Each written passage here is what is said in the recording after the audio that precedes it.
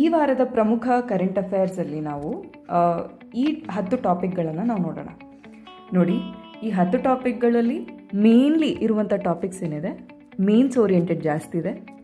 ಹಾಗಂತ ಇದರ ಬಗ್ಗೆ ಪ್ರಿಲಿಮ್ಸಲ್ಲಿ ಕ್ವೆಶನ್ ಬರುವ ಸಾಧ್ಯತೆ ಇಲ್ವಾ ಅಂತ ನೀವು ಕೇಳೋದಾದರೆ ಬಂದೇ ಬರುತ್ತೆ. ಪ್ರಿಲಿಮ್ಸಿಗೂ ದೇ ಆರ್ ಹೈಲಿ ರಿಲೆವೆಂಟ್. ಆದರೆ ಏನು, ಮೇನ್ಸ್ ಪರ್ಸ್ಪೆಕ್ಟಿವಲ್ಲಿ ಇವುಗಳನ್ನು ನಾವು ಜಾಸ್ತಿ ನೋಡ್ತೀವಿ. ಓಕೆನಾ? ಯಾವಾಗಲೂ ನೋಡಿ, ಇಂಟಿಗ್ರೇಟೆಡ್ ಸ್ಟಡೀಸ್ ನಾವು ಮಾಡಿದ್ರೆ ದಟ್ ಈಸ್ ಮೋರ್ ಯೂಸ್ಫುಲ್. ಓಕೆನಾ? ಸೊ ಇಲ್ಲಿರುವಂಥ ಈ ಆರ್ಟಿಕಲ್ಸನ್ನು ನಾವು ಜಾಸ್ತಿ ಮೇನ್ಸ್ ಪರ್ಸ್ಪೆಕ್ಟಿವಲ್ಲಿ ನೋಡೋಣ. ನಂಬರ್ 1 ಏನು ಅಂತಂತಂದರೆ, ಈ ವಾರದಲ್ಲಿ 28ನೇ ಕಾನ್ಫರೆನ್ಸ್ ಆಫ್ ಪಾರ್ಟೀಸ್ ಇತ್ತು. ಯಾವುದು? ಯುನೈಟೆಡ್ ನೇಷನ್ಸಿನ UNFCC. ಹೌದಾ? ಸೊ ಈ UNFCCಯ 28ನೇ ಕಾನ್ಫರೆನ್ಸ್ ಆಫ್ ಪಾರ್ಟೀಸ್ ನಡೀತಿದ್ದರಿಂದ ನಮಗೆ ಕ್ಲೈಮೇಟ್ ಚೇಂಜ್ನ ಕುರಿತಾಗಿ ಜಾಸ್ತಿ ಆರ್ಟಿಕಲ್ಸ್ ಈ ವಾರ ನಾವು ನೋಡ್ತೇವೆ. ಮತ್ತು ಅದೇ ರೀತಿಯಾಗಿ global partnership for AI summit ಅಂತಕ್ಕಂಥದ್ದು ನಮ್ಮ ಭಾರತದಲ್ಲಿ ನಡೀತು. That's why it becomes all the more important. ಅದ್ರ ಕುರಿತಾಗಿನೂ ನಾವು ಹೆಚ್ಚಾಗಿ ನೋಡ್ತೇವೆ. ಅದ್ರ ಜೊತೆಗೆ ನಮಗೆಲ್ಲ ಗೊತ್ತಿದೆ, ಮಿಚಾಂಗ್ ಅಂತಕ್ಕಂಥ ಒಂದು ಸೈಕ್ಲೋನ್ ಬಂದಿತ್ತು ಅಲ್ವಾ? ಆ ಒಂದು ಸೈಕ್ಲೋನಿನ ಕುರಿತಾಗಿ ನಾವು ನೋಡೋಣ. ಮಿಚಾಂಗ್ ಸೈಕ್ಲೋನಿನ ಕುರಿತಾಗೆಲ್ಲ ಸೈಕ್ಲೋನ್ಸ್ ಇನ್ ಜನರಲ್ ಏನು ಮತ್ತು ಅದರ ಇಂಟೆನ್ಸಿಫಿಕೇಶನ್, ಅದರ ಒಂದು ತೀವ್ರತೆ ಹೇಗೆ ಹೆಚ್ಚಾಗ್ತದೆ, ಯಾವಾಗ ಹೆಚ್ಚಾಗ್ತದೆ ಅಂತಕ್ಕಂಥದ್ದನ್ನು ಕಾನ್ಸೆಪ್ಚುಯಲಿ ನೋಡೋಣ. ಇದಕ್ಕೆ ನಮಗೆ ಆ ಆರ್ಟಿಕಲಲ್ಲಿ ಇನ್ನೊಂದು ಮ್ಯಾಡನ್ ಜೂಲಿಯನ್ ಆಸಿಲೇಷನ್ಸ್ ಅಂತಕ್ಕಂಥ ಒಂದು ಕಾನ್ಸೆಪ್ಟು ಸಹ ಇದ್ದಿದ್ದರಿಂದ MJO ಸಹ ನಾವು ನೋಡಿ ಮುಂದೆ ಸಾಗೋಣ. ಅದ್ರ ಜೊತೆಗೆ ಆರ್ಟಿಕಲ್ 370 ಏನಿದೆ ನಮ್ಮದು 2019-20 ಲೈಕ್ ಆಲ್ಮೋಸ್ಟ್ ನ್ಯೂಸಲ್ಲಿ ಇತ್ತು ಅಲ್ವಾ? ಸೊ ಅದರ ಕುರಿತಾಗಿ ನಮಗೆ ಸುಪ್ರೀಂ ಕೋರ್ಟಿನ ತೀರ್ಪು ಏನಿದೆ ಈ ವಾರ ಬಂದಿದೆ. ಆದ್ದರಿಂದ ಅದನ್ನು ಸಹ ನಾವು ಡೀಟೇಲ್ ಆಗಿ ಇಲ್ಲಿ ನೋಡೋಣ. ಹೆಚ್ಚೇನು ಇಲ್ಲ. ಆರ್ಟಿಕಲ್ 370 ಅಂತಂದರೆ ಏನು ಆಲ್ರೆಡಿ ನಮಗೆಲ್ಲ ಗೊತ್ತಿದೆ. ಅದ್ರ ಕುರಿತಾಗಿ ಸ್ವಲ್ಪ ನೋಡಿ, ಸುಪ್ರೀಂ ಕೋರ್ಟ್ ಏನು ಹೇಳ್ತು ಅಷ್ಟನ್ನು ನೋಡಿದ್ರೆ ನಾವು ಸಾಕು. ಅದ್ರ ಜೊತೆ ಕೆಲವೊಂದು ಡೇಟಾಸ್ ಆ್ಯಂಡ್ ಫ್ಯಾಕ್ಟ್ಸ್ ಇದೆ, ಅದು ನಮ್ಗೆ ಮೇನ್ಸಿಗೆ ಇಂಪಾರ್ಟೆಂಟ್ ಆಗುವಂಥದ್ದು. ಅದೇ ರೀತಿ ವಿಶ್ವಕರ್ಮ ಮತ್ತು PVTG ಅಂತಕ್ಕಂಥ ಕೆಲವೊಂದು ಕಾನ್ಸೆಪ್ಚುವಲ್ ಥಿಂಗ್ಸ್ ಇದೆ, ಅದು ನಮಗೆ ಪ್ರಿಲಿಮ್ಸಿಗೆ ಹೆಚ್ಚಾಗಿ ಯೂಸ್ ಆಗುವಂಥದ್ದು. ಅವುಗಳನ್ನು ಸಹ ನಾವು ಇವತ್ತು ನೋಡೋಣ. ಓಕೆನಾ? ಸೊ ನಮ್ಮ ಫಸ್ಟ್ ಆರ್ಟಿಕಲ್ ಏನಿದೆ, ಸೈಕ್ಲೋನ್ ಮತ್ತು ಅದರ ತೀವ್ರತೆಯ ಕುರಿತಾಗಿದೆ. ಸೊ ಆಬ್ವಿಯಸ್ಲಿ ಪ್ರಿಲಿಮ್ಸಿನ ಇಂಡಿಯನ್ ಆ್ಯಂಡ್ ವರ್ಲ್ಡ್ ಜಿಯೋಗ್ರಫಿಯಲ್ಲಿ ನಮಗಿದು ಇಂಪಾರ್ಟೆಂಟ್ ಆಗ್ತದೆ. ನೋಡಿ, ಕಾನ್ಸೆಪ್ಟ್ಸ್ ಏನಿದೆ ಜಿಯೋಗ್ರಫಿದು ಅದು ಸಹ ತುಂಬ ರೆಪಿಟೇಟಿವ್ ಆಗಿ ಕ್ವೆಶನ್ಸ್ ಕೇಳ್ತಾರೆ. ಆಯಿತಾ? 10ರಿಂದ 12 ಕ್ವೆಶನ್ಸ್ ಏನಿದೆ ಪ್ರಿಲಿಮ್ಸಲ್ಲಿ ಜಿಯೋಗ್ರಫಿದು ಬರ್ತದೆ.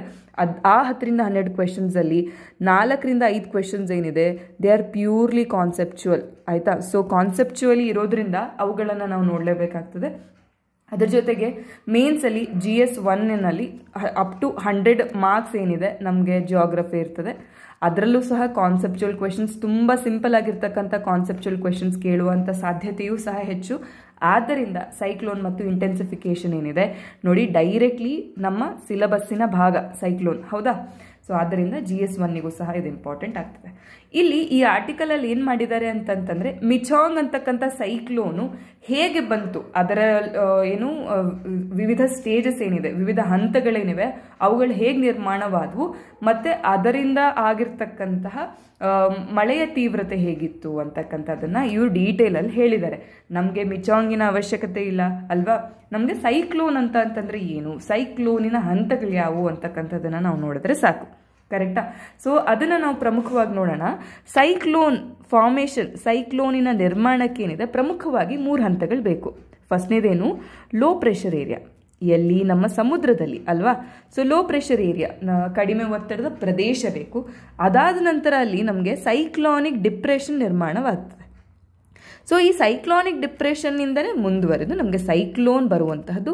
ಈ ಸೈಕ್ಲೋನ್ ಕಾರಣಗಳಿಂದ ಏನಾಗುತ್ತೆ ಅಂತಂತಂದರೆ ತೀವ್ರತೆಗೆ ಒಳಗಾಗ್ತದೆ. ಹೌದಾ? ಸೊ ಈ ಇಂಟೆನ್ಸಿಫಿಕೇಶನ್ ಪ್ರೋಸೆಸ್ಸು ಯಾಕಾಗ್ತದೆ ಅಂತಕ್ಕಂತಹದ್ದನ್ನು ನಾವು ಇವತ್ತು ನೋಡ್ತೇವೆ. ನೋಡಿ, ಪ್ರಮುಖವಾಗಿ ಫಸ್ಟ್ ಆಫ್ ಆಲ್ ಏನಾಗ್ತದೆ ಅಂತಂದರೆ, ಇದನ್ನು ಡಯಾಗ್ರಾಮ್ನಿಂದ ನಾವು ಅರ್ಥ ಮಾಡ್ಕೊಳ್ಳಿಕ್ಕೆ ಪ್ರಯತ್ನಿಸೋಣ. ಇದು ನಮ್ಮ ಲ್ಯಾಂಡ್. ಓಕೆನಾ? ಸರಿ ಅಲ್ವಾ? ಸೊ ಇದು ನಮ್ಮ ಓಷನ್. ಸೊ ಈ ಓಷನಿನ ಸರ್ಫೇಸ್ ಏನಿದೆ ಇಲ್ಲಿ, ಫಾರ್ ಎಕ್ಸಾಂಪಲ್ ಏನಾಗಿದೆ, ಇದು ನಮ್ಮ ಸೂರ್ಯ. ಓಕೆನಾ? ಸೊ ಇಲ್ಲಿಂದ ಕಂಟಿನ್ಯೂಯಸ್ ಹೀಟ್ನಿಂದ ಏನಾಗಿದೆ ಅಂತಂತಂದರೆ ಲೋ ಪ್ರೆಷರ್ ಏರಿಯಾ ಕ್ರಿಯೇಟ್ ಆಗಿದೆ. ಆಯಿತಾ? ಸೊ ಇದೇನಾಗಿದೆ ಅಂತಂದರೆ ಸಮುದ್ರದ ಮೇಲ್ಭಾಗದಲ್ಲಿ ಮೇಲ್ಮೈಯಲ್ಲಿ ಲೋ ಪ್ರೆಷರ್ ಏರಿಯಾ ಕ್ರಿಯೇಟ್ ಆಗಿದೆ. ಈ ಲೋ ಪ್ರೆಷರ್ ಏರಿಯಾ ಏನಾಗುತ್ತೆ, ಇಮಿಡಿಯೇಟ್ಲಿ ಇಲ್ಲಿಗೆ ಆ ಕಡೆ ಈ ಕಡೆ ಸುತ್ತಮುತ್ತಲಿನ ಹೈ ಪ್ರೆಷರ್ನಿಂದ ಗಾಳಿ ಬಂದು ಈ ಲೋ ಪ್ರೆಷರನ್ನು ಫಿಲ್ ಮಾಡುತ್ತೆ. ನಮಗೆಲ್ಲ ಗೊತ್ತಿದೆ ಅಲ್ವಾ, ಆಲ್ವೇಸ್ ವಿಂಡ್, ಮಾರುತಗಳೇನಿವೆ ಅವು ಹೈ ಪ್ರೆಷರ್ನಿಂದ ಲೋ ಪ್ರೆಷರಿಗೆ ಮೂವ್ ಆಗುವಂಥದ್ದು. ಕರೆಕ್ಟ್ ಅಲ್ವಾ? ಸೊ ಈ ಲೋ ಪ್ರೆಷರ್ ಏರಿಯಾಕ್ಕೆ ಬಂದು ಈ ಮಾರುತಗಳೇನು ಮಾಡ್ತಾ ಇವೆ, ಫಿಲ್ ಮಾಡ್ತಾ ಇವೆ. ಬಟ್ ಏನು ಅಂತಂದರೆ ಸನ್ನಿನ ಒಂದು ರೇಸ್ ಏನಿದೆ, ಸೂರ್ಯನ ಕಿರಣಗಳೇನಿವೆ ತುಂಬ ಜಾಸ್ತಿ ಇವೆ. So it is continuously being heated. ಈ ಒಂದು ಪ್ರದೇಶ ಏನಿದೆ ಪದೇ ಪದೇ ಇನ್ನೂ ಹೆಚ್ಚಾಗಿ ಹೀಟ್ ಆಗ್ತಾನೆ ಇದೆ. ಸೊ ಅದರಿಂದ ಏನಾಗ್ತಾ ಇದೆ ಅಂತಂದರೆ ಕಂಟಿನ್ಯೂಸ್ಲಿ ಈ ಪ್ರೊಸೆಸ್ ನಡೀತಾನೆ ಇದೆ. At one point of time ಏನಾಗುತ್ತೆ ಅಂತಂದರೆ ಆಬ್ವಿಯಸ್ಲಿ ಅಲ್ವಾ, ಈ ಒಂದು ಉಷ್ಣ ಗಾಳಿ ಏನಿದೆ ಅದರ ಒಂದು ಸಾಂದ್ರತೆ ಕಡಿಮೆ ಮತ್ತು ಅದರ ಒಂದು ವೇಟು ಸಹ ಕಡಿಮೆ ಅಲ್ವಾ, ತೂಕ ಸಹ ಕಡಿಮೆ. ಆದ್ದರಿಂದ ಏನಾಗ್ತದೆ, ಈ ಉಷ್ಣ ಗಾಳಿ ಏನಿದೆ it is light in nature ಅಲ್ವಾ, ಅದರ ತೂಕ ಕಡಿಮೆ. ಸೊ ಅದು ಮೇಲ್ಗಡೆ ಮೂವ್ ಆಗಲಿಕ್ಕೆ ಪ್ರಾರಂಭಿಸ್ತದೆ. ಮತ್ತು ಇನ್ನೊಂದೇನಂತಂತಂದರೆ ಇವಾಗ ಈ ಒಂದು ಮಾರುತಗಳು ಹೀಗೆ ಬರುವಾಗ ನಮ್ಮ ಭೂಮಿಯ ರೊಟೇಷನ್, ಭೂಮಿಯ ತಿರುಗುವಿಕೆಯ ಕಾರಣದಿಂದ ಏನಾಗ್ತಿದೆ ಅಂತಂದರೆ ಈ ಮಾರುತಗಳು ಆ್ಯಂಟಿ ಕ್ಲಾಕ್ ವೈಸ್ ಡೈರೆಕ್ಷನಲ್ಲಿ ಮೂವ್ ಆಗ್ತವೆ. ಎಲ್ಲಿ? ನಮ್ಮ ನಾರ್ದರ್ನ್ ಹೆಮಿಸ್ಫಿಯರಲ್ಲಿ. ಇದಕ್ಕೆ ನಮಗೆ ಕೋರಿಯೋಲಸ್ ಫೋರ್ಸ್ನ ಕಾರಣ ಅಂತ ಹೇಳಿ ನಾವು ಹೇಳ್ತೀವಿ. ಸೊ ಏನಾಗ್ತದೆ, ಮಾರುತಗಳು ಹೀಗೆ ಚಲಿಸಲಿಕ್ಕೆ ಶುರುವಾಗ್ತವೆ ಮತ್ತು ಹೀಗೆ ವರ್ಟಿಕಲ್ ಮೂವ್ಮೆಂಟ್ ಸಹ ಇರ್ತದೆ. ಸೊ ಈ ವರ್ಟಿಕಲ್ ಮೂವ್ಮೆಂಟಿನ ಸಂದರ್ಭದಲ್ಲಿ ಏನಾಗ್ತದೆ, ನಮ್ಮ ಗಾಳಿ ಎಕ್ಸ್ಪಾಂಡ್ ಆಗ್ತದೆ ಅಂತಂತಂದರೆ ವಿಕಸನಗೊಳ್ತದೆ. ಆ ಎಕ್ಸ್ಪಾಂಡ್ ಆಗುವ ಹೈಟಿನ ನಂತರ ವಿಕಸನಗೊಳ್ತದೆ. ಈ ಎಕ್ಸ್ಪಾಂಡ್ ಆಗಿರ್ತಕ್ಕಂಥ ಗಾಳಿನೂ ಏನಿದೆ ಉಷ್ಣ ಗಾಳಿ ಆಗಿರೋದ್ರಿಂದ it captures or absorbs the moisture from the ocean. ಇಲ್ಲಿ ಸಮುದ್ರದಿಂದ ನೀರಿನ ಆವಿಯನ್ನು, ನೀರಿನ ಹಬೆಗಳನ್ನು ಅದರಿಂದ ಹಿಡಿದಿಟ್ಕೊಂಡು ಅದೇನಾಗ್ತದೆ, ಮೋಡಗಳ ನಿರ್ಮಾಣವಾಗ್ತದೆ. ಹೌದಾ? ಇದನ್ನು ನಾವು ಕ್ಯುಮ್ಯುಲೋ ನಿಂಬಸ್ ಕ್ಲೌಡ್ಸ್ ಅಂತ ಕರಿತೀವಿ. ಕ್ಯುಮ್ಯುಲೋ ನಿಂಬಸ್ ಕ್ಲೌಡ್ಸ್ ಅಂತಂತಂದರೆ ಏನು? ಈ ಮೋಡಗಳ ವಿಶೇಷತೆ ಏನು ಅಂತಂದರೆ ಇವುಗಳಲ್ಲಿ ನೀರಿನ ಅಂಶ, ತೇವಾಂಶ ಹೆಚ್ಚು ಮತ್ತು ಇವುಗಳು ಧಾರಾಕಾರವಾದ ಚಂಡಮಾರುತದ ಮಳೆಗೆ ಕಾರಣವಾಗ್ತವೆ. ಹೌದಾ? ಸೊ ಈ ಕ್ಯುಮ್ಯುಲೋ ನಿಂಬಸ್ ಕ್ಲೌಡ್ಗಳ ನಿರ್ಮಾಣವಾಗ್ತದೆ. ಮತ್ತು ಇಲ್ಲಿ ನೋಡಿ, ಸೂರ್ಯನ ಶಾಖ ಎಷ್ಟು ಹೆಚ್ಚಾಗಿರ್ತದೋ, ಹೆಚ್ಚು ಶಾಖ ಎಷ್ಟಿರ್ತದೋ ಅಲ್ಲಿ ಸರ್ಫೇಸ್ ವಾಟರ್ ಏನಿದೆ ಅಷ್ಟು ವಾರ್ಮ್ ಇರ್ತದೆ ಅಲ್ವಾ. ಸೊ ಈ ವಾರ್ಮ್ನೆಸ್ ಎಷ್ಟು ಜಾಸ್ತಿನೋ, ಈ ಉಷ್ಣತೆ ಎಷ್ಟು ಜಾಸ್ತಿ ಆಗ್ತದೋ ಅಷ್ಟು ತೀವ್ರತೆ ಜಾಸ್ತಿ ಆಗ್ತದೆ ಅಲ್ವಾ. ಆ ಸೈಕ್ಲೋನಿನ ತೀವ್ರತೆ ಜಾಸ್ತಿ ಆಗ್ತದೆ. ಮತ್ತು ಈ ಸೈಕ್ಲೋನಿನ ಮಾರುತಗಳು ಫಸ್ಟಿಗೆ ಏನು ಮಾಡ್ತವೆ ಅಂತಂತಂದರೆ ವರ್ಟಿಕಲ್ ಮೂವ್ಮೆಂಟ್, ಎತ್ತರಕ್ಕೆ ಚಲಿಸ್ತವೆ ಆಯಿತಾ. ಒಂದು ಪಾಯಿಂಟ್ ಆಫ್ ಟೈಮಿಗೆ ಟ್ರೋಪೋಪಾಸನ್ನು ರೀಚ್ ಆದಾಗ ಏನಾಗ್ತದೆ ಅಂತಂದರೆ ಇವುಗಳ ವರ್ಟಿಕಲ್ ಮೂವ್ಮೆಂಟ್ ಸ್ಟಾಪ್ ಆಗಿ ಹಾರಿಜಾಂಟಲ್ ಮೂವ್ಮೆಂಟ್ ಪ್ರಾರಂಭವಾಗ್ತದೆ.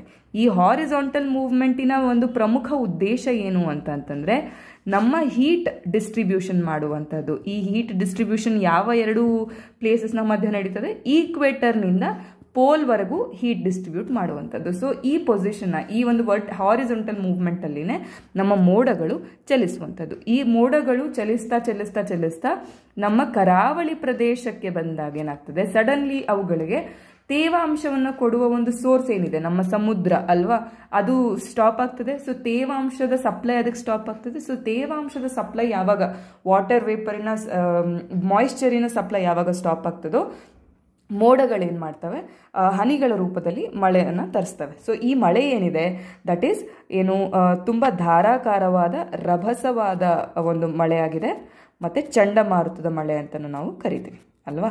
ಸೊ ಇದು ನಮ್ಮ ಸೈಕ್ಲೋನ್ ಫಾರ್ಮೇಷನ್ ಮತ್ತು ಇದರ ಒಂದು ಇಂಟೆನ್ಸಿಫಿಕೇಶನ್ ಆಯಿತಾ. ಸರಿ, ಹಾಗಿದ್ರೆ ನಮ್ಮ ಈ ಒಂದು ಮಿಚಾಂಗ್ ಸೈಕ್ಲೋನ್ ಏನಿದೆ ಅದರ ತೀವ್ರತೆಗೆ ಏನು ಕಾರಣವಾಯಿತು ಅಂತಂತಂದರೆ ನೋಡಿ, ಫಸ್ಟ್ ಆಫ್ ಆಲ್ ಏನು ಅಂತಂತಂದರೆ ನಮ್ಮ ಸಮುದ್ರದ ಮೇಲ್ಭಾಗದ ಉಷ್ಣಾಂಶ, ಸರಿನಾ. So surface temperature of the oceans ಏನಿದೆ that was the main reason. Plus ಏನಾಗಿದೆ ಅಂತಂತಂದರೆ ಮ್ಯಾಡನ್ ಜೂಲಿಯನ್ ಆಸಿಲೇಷನ್ಗಳೇನಿವೆ ಅವುಗಳು ಇದಕ್ಕೆ ಇಂಟೆನ್ಸಿಫೈ ಆಗುವಂತೆ ಇಂಟೆನ್ಸಿಫೈ ಆಗಲಿಕ್ಕೆ ಕಾರಣವನ್ನು ಕೊಟ್ಟವು ಆಯಿತಾ. ಮ್ಯಾಡನ್ ಜೂಲಿಯನ್ ಆಸಿಲೇಷನ್ಗಳು ಅಂತಂದರೆ ಏನು ಅಂತಕ್ಕಂಥದ್ದನ್ನು ನಾವಿಲ್ಲಿ ನೋಡಬೇಕಾಗ್ತದೆ. ಫಸ್ಟ್ ಆಫ್ ಆಲ್ ಏನು ಅಂತಂದರೆ ನೋಡಿ, ನಮ್ಮ ಪ್ರಪಂಚದಾದ್ಯಂತ ಏನಾಗ್ತದೆ, ಓಷನ್ ಕರೆಂಟ್ಸ್ ಮತ್ತು ಅಟ್ಮಾಸ್ಫೆರಿಕ್ ಸರ್ಕ್ಯುಲೇಷನ್ಸ್ ಇದೆ. ಅಟ್ಮಾಸ್ಫೆರಿಕ್ ಸರ್ಕ್ಯುಲೇಷನ್ಸ್, ಈ ಒಂದು ಮೂವ್ಮೆಂಟ್ ಏನಿದೆ, ಈ ಒಂದು ಚಲನೆ ಏನಿದೆ ನಮ್ಮ ಭೂಮಿಯಲ್ಲಿ ಉಷ್ಣಾಂಶವನ್ನು ಡಿಸ್ಟ್ರಿಬ್ಯೂಟ್ ಮಾಡಲಿಕ್ಕೆ, ಹೀಟ್ ಡಿಸ್ಟ್ರಿಬ್ಯೂಷನ್ಗೆ ಕಾರಣವಾಗಿವೆ. ಹೌದಲ್ವಾ? ಸೊ ಈ ಹೀಟ್ ಡಿಸ್ಟ್ರಿಬ್ಯೂಷನ್ನು ಪ್ರಮುಖವಾಗಿ ನಮ್ಮ ಓಷನ್ ಕರೆಂಟ್ಸ್ನಿಂದ ಮತ್ತು ಅಟ್ಮಾಸ್ಫಿರಿಕ್ ಸರ್ಕ್ಯುಲೇಷನ್ಸ್ನಿಂದ ನಡೀತದೆ. ಇವೆರಡರ ಕಂಬೈನ್ಡ್ ಫಿನಾಮಿನಾಗಳನ್ನು ನಾವು ಪ್ರಮುಖವಾಗಿ 3 ನೋಡ್ತೇವೆ. ಎನ್ಝೋ ಅಂತಕ್ಕಂಥದ್ದು ಒಂದು, ಎಲ್ ನೀನೋ ಸದರನ್ ಆಸಿಲೇಷನ್ಸ್ ಇದನ್ನು ನಾವು ಪೆಸಿಫಿಕ್ ಸಾಗರದಲ್ಲಿ ಒಬ್ಸರ್ವ್ ಮಾಡುವಂತಹ ಒಂದು ಫಿನಾಮಿನಾ, ಹೌದಲ್ವಾ? ಎನ್ಝೋವನ್ನು ಒಂದು ದಿನ ಯಾವತ್ತಾದರೂ ನೋಡೋಣ. ಫಸ್ಟ್ ಪ್ರಮುಖವಾಗಿ ನೀವು ನೆನ್ಪಿಟ್ಕೊಳ್ಳಿ, ಎನ್ಝೋದಲ್ಲಿ ಎಲ್ ನೀನೋ ಸಿಚುವೇಶನ್ ಇದ್ದಾಗ ನಮ್ಮ ಪಶ್ಚಿಮ ಪೆಸಿಫಿಕ್ ಓಷನ್ ಏನಿದೆ, ಪಶ್ಚಿಮ ವೆಸ್ಟರ್ನ್ ಪೆಸಿಫಿಕ್ ಏನಿದೆ, ಇಲ್ಲಿ ಹೈ ಪ್ರೆಷರ್ ಕ್ರಿಯೇಟ್ ಆಗ್ತದೆ. ಮತ್ತು ನಮ್ಮ ಸೆಂಟ್ರಲ್ ಮತ್ತು ಈಸ್ಟ್ ಪೆಸಿಫಿಕ್ ಏನಿದೆ, ಇಲ್ಲಿ ಲೋ ಪ್ರೆಷರ್ ಕ್ರಿಯೇಟ್ ಆಗ್ತದೆ. ಓಕೆನಾ? ಜಸ್ಟ್ ಇಷ್ಟು ನೆನ್ಪಿಟ್ಕೊಳ್ಳಿ. ಎಲ್ ನೀನೋನಿಂದ ಭಾರತ ಮತ್ತು ಆಸ್ಟ್ರೇಲಿಯಾಗಳಲ್ಲಿ ಬರವನ್ನು ನಾವು ಗಮನಿಸಬಹುದು. ಲಾ ನೀನಾದಿಂದ ಅಬವ್ ಆವರೇಜ್ ರೈನ್ಫಾಲ್ ಅಥವಾ ನೆರೆ ಅಥವಾ ಹೆಚ್ಚು ಮಳೆ ಬರುವಂತಹ ಸಾಧ್ಯತೆ ಲಾ ನೀನಾದಿಂದ ಹೆಚ್ಚು. ಓಕೆನಾ? ಸೊ ಇದು ನಮ್ಮ ಎನ್ಝೋ ಸದರನ್ ಆಸಿಲೇಷನ್ಸ್ ಏನಿದೆ, ಎಲ್ ನೀನೋ ಸದರನ್ ಆಸಿಲೇಷನ್ಸ್, ಇದು ನಮಗೆ ಪ್ರಮುಖವಾಗಿರ್ತಕ್ಕಂತಹ ಒಂದು ಅಟ್ಮಾಸ್ಫೆರಿಕ್ ಮತ್ತು ಓಷನಿಕ್ ಸರ್ಕ್ಯುಲೇಷನ್. ಅದರ ಜೊತೆಗೆ ನಮಗೆ ಇನ್ನೆರಡು ಸರ್ಕ್ಯುಲೇಷನ್ಸ್ ಇದೆ ಪ್ರಮುಖವಾಗಿ. ಯಾವುದ್ಯಾವುದು? ಇಂಡಿಯನ್ ಡೈಪೋಲ್ ಅಥವಾ ಇಂಡಿಯನ್ ಓಷನ್ ಡೈಪೋಲ್ ಅಂತ ಕರಿತೇವೆ. ಅದರ ಜೊತೆಗೆ ಮ್ಯಾಡನ್ ಜೂಲಿಯನ್ ಆಸಿಲೇಷನ್ಗಳು. ಓಕೆನಾ? ಸೊ ಇವು IOD ಮತ್ತು MJO ಏನಿದೆ, ಈ ಇಂಡಿಯನ್ ಓಷನ್ ಡೈಪೋಲ್ ಮತ್ತು ಮ್ಯಾಡನ್ ಜೂಲಿಯನ್ ಆಸಿಲೇಷನ್ಗಳೇನಿವೆ, ಇವು ನಮ್ಮ ಎನ್ಝೋ ಜೊತೆಗೆ ಇವು 3ರ ಒಂದು ಕ್ಯುಮ್ಯುಲೇಟಿವ್ ಅಥವಾ ಒಟ್ಟಿಗಿನ ಪ್ರಭಾವ ಏನಿದೆ ನಮ್ಮ ಭಾರತದ ಮಾನ್ಸೂನ್ಗಳ ಮೇಲೆ ಬೀರ್ತದೆ. ಓಕೆನಾ? ಸೊ ಇಲ್ಲಿ ಸಿಂಪಲ್ ಆಗಿ ನೀವು ನೋಡಬೇಕು ಅಂತಂದರೆ, ಇಂಡಿಯನ್ ಓಷನ್ ಡೈಪೋಲ್ ಅಂತಂದರೆ ಏನು ಅಂತಂದರೆ, ಇದು ನಮ್ಮ ಭಾರತದ ಕರಾವಳಿ, ಹೌದಾ? ಇದು ನಮ್ಮ ಈಸ್ಟರ್ನ್ ಇಂಡಿಯನ್ ಓಷನ್, ಹೌದಾ? ಪೂರ್ವ ಹಿಂದೂ ಮಹಾಸಾಗರ, ಇದು ನಮ್ಮ ಪಶ್ಚಿಮ ಹಿಂದೂ ಮಹಾಸಾಗರ. ಕರೆಕ್ಟ್ ಅಲ್ವಾ? ಸೊ ಈ ಪೂರ್ವ ಹಿಂದೂ ಮಹಾಸಾಗರದಿಂದ ಪಶ್ಚಿಮ ಹಿಂದೂ ಮಹಾಸಾಗರಕ್ಕೆ ನೀರು ಚಲಿಸಿದ್ರೆ ಆಯಿತಾ, ವಾರ್ಮರ್ ವಾಟರ್ ಏನಾಗ್ತದೆ ಅಂತಂತಂದರೆ, because of the higher temperature here, ಇಲ್ಲಿ ಟೆಂಪರೇಚರ್ ಜಾಸ್ತಿ ಆಗ್ತದೆ. ಸೊ ಟೆಂಪರೇಚರ್ ಜಾಸ್ತಿ ಆಗ್ತದಂದರೆ ಲೋ ಪ್ರೆಷರ್ ಕ್ರಿಯೇಟ್ ಆಗ್ತದೆ. ಲೋ ಪ್ರೆಷರ್ ಕ್ರಿಯೇಟ್ ಆಗಿರೋದ್ರಿಂದ ಇಲ್ಲಿಗೆ ಮಾರುತಗಳು ಬರ್ತವೆ. ಈ ಮಾರುತಗಳ ಜೊತೆಗೆ ನೀರು ಸಹ ಮೂವ್ ಆಗುವಂಥದ್ದು. ಸೊ ಇಲ್ಲಿ ಲೋ ಪ್ರೆಷರು ಮತ್ತು ಟೆಂಪರೇಚರ್ ಇನ್ಕ್ರೀಸ್ ಆಗುವಂಥದ್ದು. ಸೊ ವಾಟರಿನ ಮೂವ್ಮೆಂಟು ಈಸ್ಟಿನಿಂದ ವೆಸ್ಟಿಗಿದ್ರೆ ಇದನ್ನು ನಾವು ಪಾಸಿಟಿವ್ ಡೈಪೋಲ್ ಅಂತ ಕರಿತೇವೆ. ಇದೇ ರಿವರ್ಸ್ ಆಗಿದ್ರೆ ನಮಗೆ ನೆಗೆಟಿವ್ ಡೈಪೋಲ್. ಓಕೆನಾ? ಸೊ ಈ ಪಾಸಿಟಿವ್ ಡೈಪೋಲ್ನಿಂದ ನೋಡಿ, ಇಲ್ಲಿ ಆಫ್ರಿಕಾ ಬರುತ್ತಲ್ವ, ನಮಗೆ ಆಫ್ರಿಕಾದ ಕರಾವಳಿ ಪ್ರದೇಶಗಳಿಗೂ ಮತ್ತು ಭಾರತಕ್ಕೂ ಒಳ್ಳೆ ಮಳೆ ಆಗ್ತದೆ. ಓಕೆನಾ? Good rain. Positive dipole is associated with good rain. ಮತ್ತು ನೆಗೆಟಿವ್ ಡೈಪೋಲ್ನಿಂದ ಏನಾಗ್ತದೆ ಅಂತಂದರೆ, ನಮ್ಮ ಆಸ್ಟ್ರೇಲಿಯಾ ಮತ್ತು ಇಂಡೋನೇಷ್ಯಾ ಭಾಗಗಳಿಗೆ ಮಳೆ ಹೆಚ್ಚು. ಇಲ್ಲಿ ನಮಗೆ ಮಳೆಯ ಸಾಧ್ಯತೆ ಕಡಿಮೆ ಆಗುವಂತಹ ಸಾಧ್ಯತೆ ಹೆಚ್ಚು. ಸೊ ಇದು ನಮ್ಮ ಇಂಡಿಯನ್ ಓಷನ್ ಡೈಪೋಲ್. ಆಯಿತಾ? ಸೊ ಕಾನ್ಸೆಪ್ಚುಲಿ ನಾನು ನಿಮ್ಗೆ ಹೇಳಲಿಕ್ಕೆ ಪ್ರಯತ್ನಿಸಿದ್ದೇನೆ, ಅದನ್ನು ನೀವು ಹೆಚ್ಚಾಗಿ ಇನ್ನೂ ಓದಬೇಕು. ಓಕೆನಾ? ಸೊ ಪಾಸಿಟಿವ್ ಡೈಪೋಲ್ನಿಂದ ಏನಾಗ್ತದೆ, ಆಫ್ರಿಕಾದ ಕರಾವಳಿ ಪ್ರದೇಶ ಮತ್ತು ಭಾರತದ ಪಶ್ಚಿಮ ಏನಂತ ಕರಿತೀವಿ, ಇಂಡಿಯನ್ ಓಷನ್, ಹಿಂದೂ ಮಹಾಸಾಗರ, ಪಶ್ಚಿಮ ಹಿಂದೂ ಮಹಾಸಾಗರಗಳಲ್ಲಿ ಉಷ್ಣತೆ ಹೆಚ್ಚು ಅಥವಾ ತಾಪಮಾನ ಹೆಚ್ಚು. ಆದ್ದರಿಂದ ಏನಾಗ್ತದೆ, ವಾಟರ್ ಏನಿದೆ ಈಸ್ಟ್ನಿಂದ ವೆಸ್ಟಿಗೆ ಮೂವ್ ಆಗ್ತದೆ ಮತ್ತು ಇಲ್ಲಿ ಕ್ರಿಯೇಟ್ ಆಗಿರ್ತಕ್ಕಂಥ ವ್ಯಾಕ್ಯೂಮಿಗೆ ಅಪ್ವೆಲ್ಲಿಂಗ್ ಆಗುವಂಥ ಸಾಧ್ಯತೆ ಹೆಚ್ಚು. ಅಂದರೆ ಕೋಲ್ಡ್ ವಾಟರ್ ಕೆಳಗಡೆಯಿಂದ ಬರುವಂಥದ್ದು. ಸೊ ಈ ಸಿಚುವೇಶನಲ್ಲಿ ಏನು, ಭಾರತ ಮತ್ತು ಆಫ್ರಿಕಾಗೆ ಒಳ್ಳೆ ಮಳೆಯನ್ನು ನಾವು ಮಳೆ ಆಗ್ತದೆ. ಅದೇ ಇಂಡಿಯನ್ ಡೈಪೋಲ್ ಮೂವ್ಮೆಂಟ್ ಅಥವಾ ಇಂಡಿಯನ್ ಓಷನ್ ಡೈಪೋಲ್ ಏನಿದೆ ನೆಗೆಟಿವ್ ಇದ್ದಾಗ ಇದೇ ರಿವರ್ಸ್ ಆಗ್ತದೆ. ಭಾರತ ಮತ್ತು ಆಫ್ರಿಕಾಗೆ ಮಳೆ ಆಗೋದಿಲ್ಲ, ಆಸ್ಟ್ರೇಲಿಯಾ ಮತ್ತು ಇಂಡೋನೇಷ್ಯಾಗಳಿಗೆ ಮಳೆ ಆಗುವ ಸಾಧ್ಯತೆ ಹೆಚ್ಚು. ಸೊ ಇಂಡಿಯನ್ ಓಷನ್ ಡೈಪೋಲ್ ಅಂತಂದರೆ ಏನು ಅಂತ ಗೊತ್ತಾಯಿತು ಅಲ್ವಾ? ಮ್ಯಾಡನ್ ಜೂಲಿಯನ್ ಆಸಿಲೇಷನ್ಗಳು ಅಂತಂದರೆ ಏನು ನೋಡಿ. ಈ ಇಂಡಿಯನ್ ಓಷನ್ ಡೈಪೋಲ್ ಏನಿದೆ ಮತ್ತು ಎನ್ಝೋ ಏನಿದೆ, ಅದು ಸ್ಥಳೀಯವಾಗಿರ್ತಕ್ಕಂತಹ ಸರ್ಕ್ಯುಲೇಷನ್ಗಳು. ಅದೇ ನಮ್ಮ ಮ್ಯಾಡನ್ ಜೂಲಿಯನ್ ಆಸಿಲೇಷನ್ ಏನಿದೆ, ಇದು ಮೂವಿಂಗ್ ಡೈನಾಮಿಕ್ ಆಗಿರ್ತಕ್ಕಂತಹ ಸರ್ಕ್ಯುಲೇಷನ್. ಏನು ಮೂವಿಂಗ್ ಸರ್ಕ್ಯುಲೇಷನ್ ಅಂತಂದರೆ, ಇದೇನಾಗ್ತದೆ ಅಂತಂತಂದರೆ, ಇಲ್ಲಿ ಮಾರುತಗಳೇನಿವೆ ಪಶ್ಚಿಮದಿಂದ ಪೂರ್ವಕ್ಕೆ ಚಲಿಸ್ತಾ ಇವೆ. ಕರೆಕ್ಟಾ? ಪಶ್ಚಿಮದಿಂದ ಪೂರ್ವಕ್ಕೆ ಚಲಿಸ್ತಾ ಇವೆ. ಇವುಗಳಲ್ಲಿ 2 ಭಾಗಗಳನ್ನು ನಾವು ಗಮನಿಸ್ತೇವೆ, ಅಥವಾ ಇವುಗಳಲ್ಲಿ 2 ಫೇಸಸ್ಸನ್ನು ಅಥವಾ 2 ಮೇನ್ ಕ್ಯಾರೆಕ್ಟರ್ಸ್ನ ನಾವು ಗಮನಿಸ್ತೇವೆ. ಫಸ್ಟ್ನೇದೇನು ಅಂತಂತಂದರೆ ಸ್ಟ್ರೆಸ್ಡ್ ರೈನ್ಫಾಲ್. ಸ್ಟ್ರೆಸ್ಡ್ ರೈನ್ಫಾಲ್ ಅಂತಂತಂದರೆ ಮಳೆ ಆಗದೇ ಇರುವಂತಹದ್ದು, ಮತ್ತು ಎನ್ಹಾನ್ಸ್ಡ್ ರೈನ್ಫಾಲ್ ಅಂತಂದರೆ ಹೆಚ್ಚು ಮಳೆ ಆಗುವ ಸಾಧ್ಯತೆ. ಸೊ ಈ ರೈನ್ಫಾಲ್ಗಳನ್ನು ಈ ಸರ್ಕ್ಯುಲೇಷನ್ಗಳೇನಿದೆ ಪ್ರತಿ 30ರಿಂದ 60 ದಿನಗಳಲ್ಲಿ ಸಂಭವಿಸುವಂತಹ ಒಂದು ಪೂರ್ತಿ ಸರ್ಕ್ಯುಲೇಷನ್ ಮತ್ತು 8 ಭಾಗಗಳಲ್ಲಿ ಅಥವಾ 8 ಹಂತಗಳಲ್ಲಿ ನಡೆಯುವಂತಹ ಸರ್ಕ್ಯುಲೇಷನ್ ಇದು. ಸರಿಯಾ? ಸೊ ಏನಪ್ಪ ಇದು ಮ್ಯಾಡನ್ ಜೂಲಿಯನ್ ಆಸಿಲೇಷನ್ ಅಂತಂತಂದರೆ, ಇಲ್ಲಿ ನಮ್ಮ ಸಮುದ್ರ ಅಥವಾ ಸಾಗರದ ಮತ್ತು ವಾಯುಗೋಳದ ಮಾರುತಗಳ ಚಲನೆ. ಓಕೆನಾ? ಇಲ್ಲಿ ಇರತಕ್ಕಂಥ ಮಾರುತಗಳ ಚಲನೆ ಆಗ್ತದೆ. ಇದರಿಂದ ಏನಾಗ್ತಾ ಇದೆ ಅಂತಂತಂದರೆ, ನಮ್ಮ ಉಷ್ಣವಲಯದ ವಾತಾವರಣದಲ್ಲಿ ಅಥವಾ ಹವಾಮಾನದಲ್ಲಿ ಬದಲಾವಣೆಗಳನ್ನು ನಾವು ಗಮನಿಸಬಹುದು. ಉಷ್ಣವಲಯದ ಹವಾಮಾನದಲ್ಲಿ ನಾವು ಹೆಚ್ಚು ಬದಲಾವಣೆಗಳನ್ನು ಗಮನಿಸಬಹುದು, ಮತ್ತು ಈ ಬದಲಾವಣೆಗಳನ್ನು ನಾವು ವಾರ ಅಥವಾ ತಿಂಗಳುಗಳಲ್ಲಿ ಗಮನಿಸಬಹುದು. ಸೊ ಈ ಒಂದು ಸರ್ಕ್ಯುಲೇಷನ್ ಏನಿದೆ, this is continuously happening every 30 to 60 days. ಓಕೆನಾ? ಸೊ ಇಲ್ಲಿ ನಾವೇನೋ ನೋಡಿದ್ವಿ, first of all it is the eastward movement of ಏನೇನು clouds, rainfall, wind and pressure near the equator. ಹೌದಾ? ಇದು ಪ್ರತಿ 30ರಿಂದ 60 ದಿನಗಳಿಗೆ ಸಂಭವಿಸುವಂತಹ ಪ್ರಕ್ರಿಯೆ. ಇದರಿಂದ ಏನಾಗ್ತಾ ಇದೆ ಅಂತಂದರೆ, ನಮ್ಮ ಟ್ರಾಪಿಕಲ್ ವೆದರಲ್ಲಿ ಅಂತಂದರೆ ಉಷ್ಣವಲಯದ ಹವಾಮಾನಗಳಲ್ಲಿ ನಾವು ಬದಲಾವಣೆಗಳನ್ನು ಗಮನಿಸ್ತಾ ಇದ್ದೇವೆ. ಅಂತಂದರೆ fluctuations in the tropical weather. ಹೌದಾ? ಸೊ ಈ ಟ್ರಾಪಿಕಲ್ ವೆದರಲ್ಲಿ ಬದಲಾವಣೆಗಳನ್ನು ಗಮನಿಸಲಿಕ್ಕೆ ಪ್ರಮುಖ ಕಾರಣಗಳೇನು ಅಂತ ನಮಗೇನಾದರೂ ಪ್ರಿಲಿಮ್ಸಲ್ಲಿ ಕ್ವೆಶನ್ ಬಂದರೆ, ಮ್ಯಾಡನ್ ಜೂಲಿಯನ್ ಆಸಿಲೇಷನ್ಸ್ ಅಂತ ಕರಿಬಹುದು ಅಲ್ವಾ, on a monthly basis mostly. ಕರೆಕ್ಟಾ? ಸೊ ಈ ಒಂದು ಮ್ಯಾಡನ್ ಜೂಲಿಯನ್ ಆಸಿಲೇಷನ್ ಏನಿದೆ ಪ್ರಮುಖವಾಗಿ ಪೆಸಿಫಿಕ್ ಮತ್ತು ಹಿಂದೂ ಮಹಾಸಾಗರದಲ್ಲಿ ಗಮನಿಸಲು ಸಾಧ್ಯವಾಗ್ತದೆ. ಓಕೆನಾ?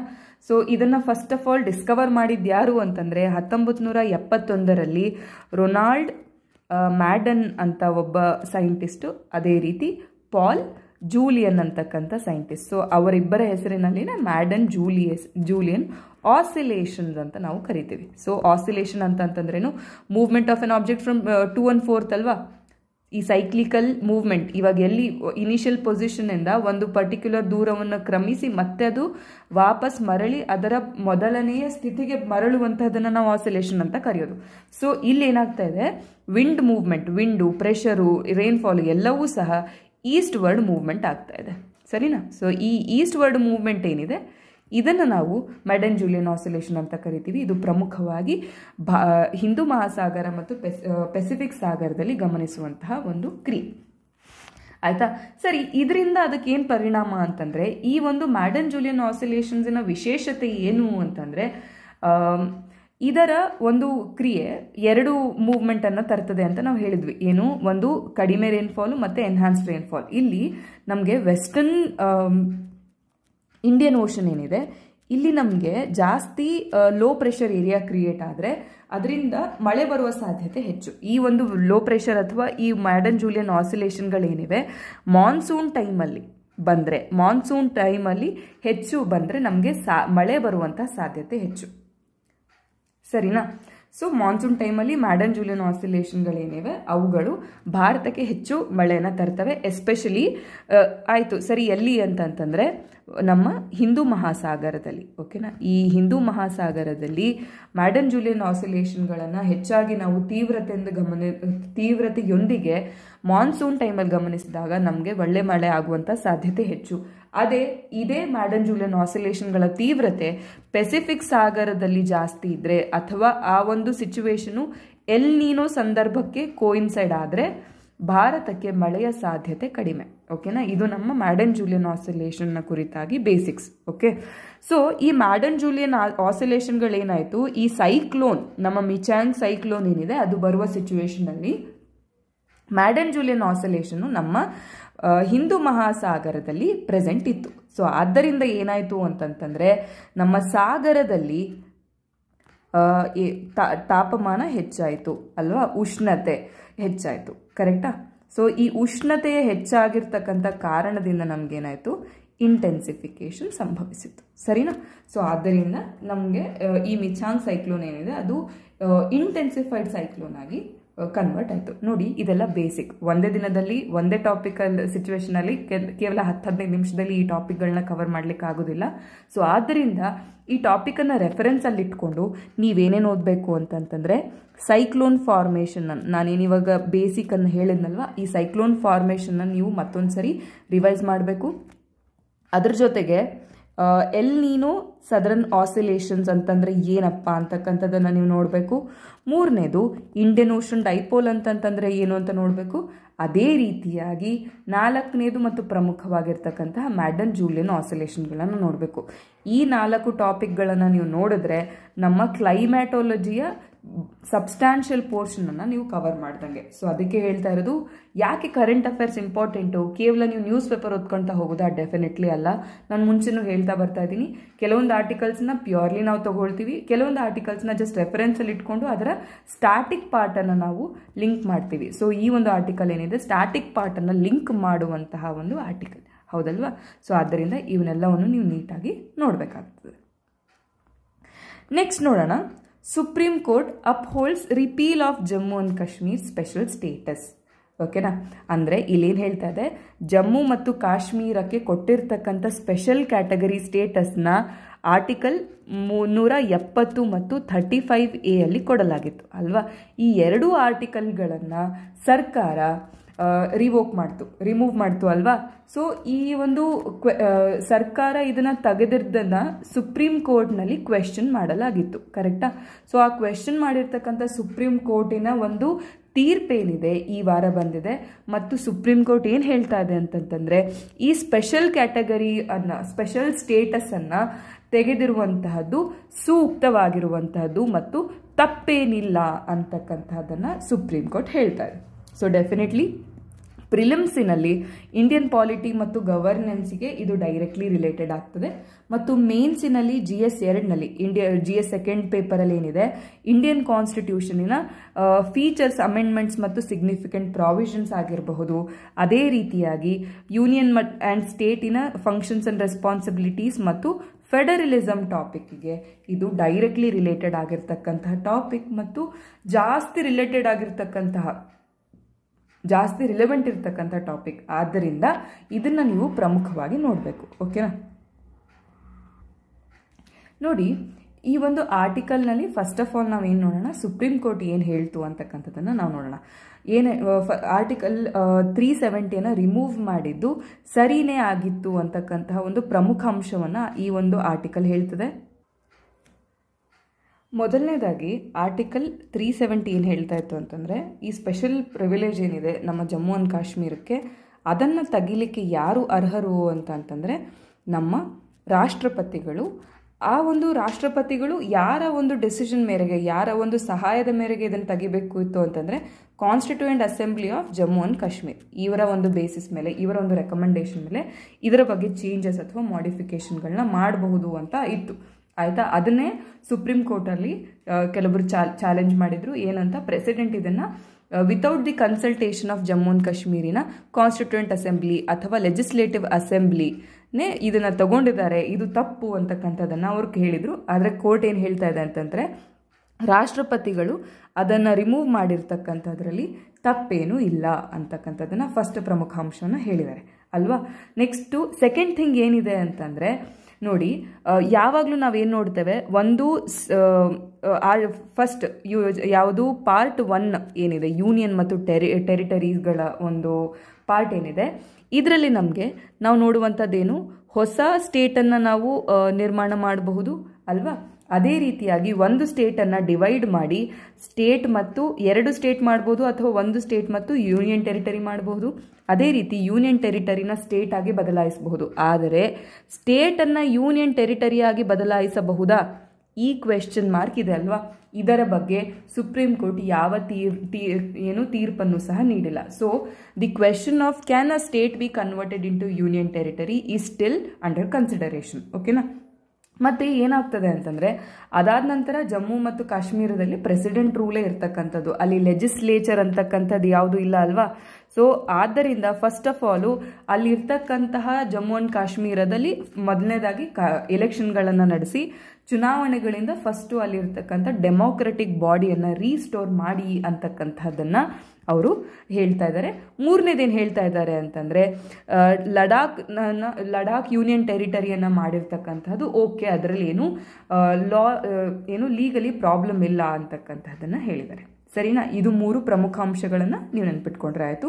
ಸುಪ್ರೀಂ ಕೋರ್ಟಿನ ಈ ಒಂದು ಡಿಸಿಷನ್ ಏನಿದೆ, ಪ್ರೆಸಿಡೆಂಟಿನ ಈ 370 ಆರ್ಟಿಕಲ್ ರಿಮೂವ್ ಮಾಡಿರುವಂತಹ ಒಂದು ಡಿಸಿಷನ್ ಸರಿಯಾಗಿದೆ ಅಂತಕ್ಕಂಥದ್ದು ಏನನ್ನು ಅಪ್ಹೋಲ್ಡ್ ಮಾಡ್ತದೆ ಅಂತಂದರೆ India is a indestructible union ಅಲ್ವಾ, indestructible union of destructible States ಅಂತಕ್ಕಂತಹ ಒಂದು ಅಂಶ ಏನಿದೆ ಅದನ್ನು ಇದು ಎತ್ತಿ ಹಿಡಿಯುವಂತಹದ್ದು. ಅದೇ ರೀತಿಯಾಗಿ ಭಾರತ ಯಾವುದೇ ಕಾರಣಕ್ಕೂ ತನ್ನ ಈ ಸಾವರಿನಿಟಿಯನ್ನು ಬಿಟ್ಟುಕೊಡುವುದಿಲ್ಲ, ಮತ್ತು ನಮ್ಮ ರಾಜ್ಯಗಳಿಗೆ ಅವರದ್ದೇ ಆದಂತಹ ಇಂಟರ್ನಲ್ ಸಾವರಿನಿಟಿ ಇಲ್ಲ ಅಂತಕ್ಕಂಥ ಅಂಶಗಳನ್ನು ಇದು ಕ್ಲಿಯರ್ ಮಾಡ್ತದೆ. ಸೊ ಕಾನ್ಸೆಪ್ಚುಲಿ ಏನಾದರೂ ಪ್ರಿಲಿಮ್ಸಲ್ಲಿ ಕ್ವೆಶನ್ ಬರಲಿ ಅದನ್ನು ನೀವು ಈ ರೀತಿ ಅಡ್ರೆಸ್ ಮಾಡಬಹುದು ಆಯಿತಾ.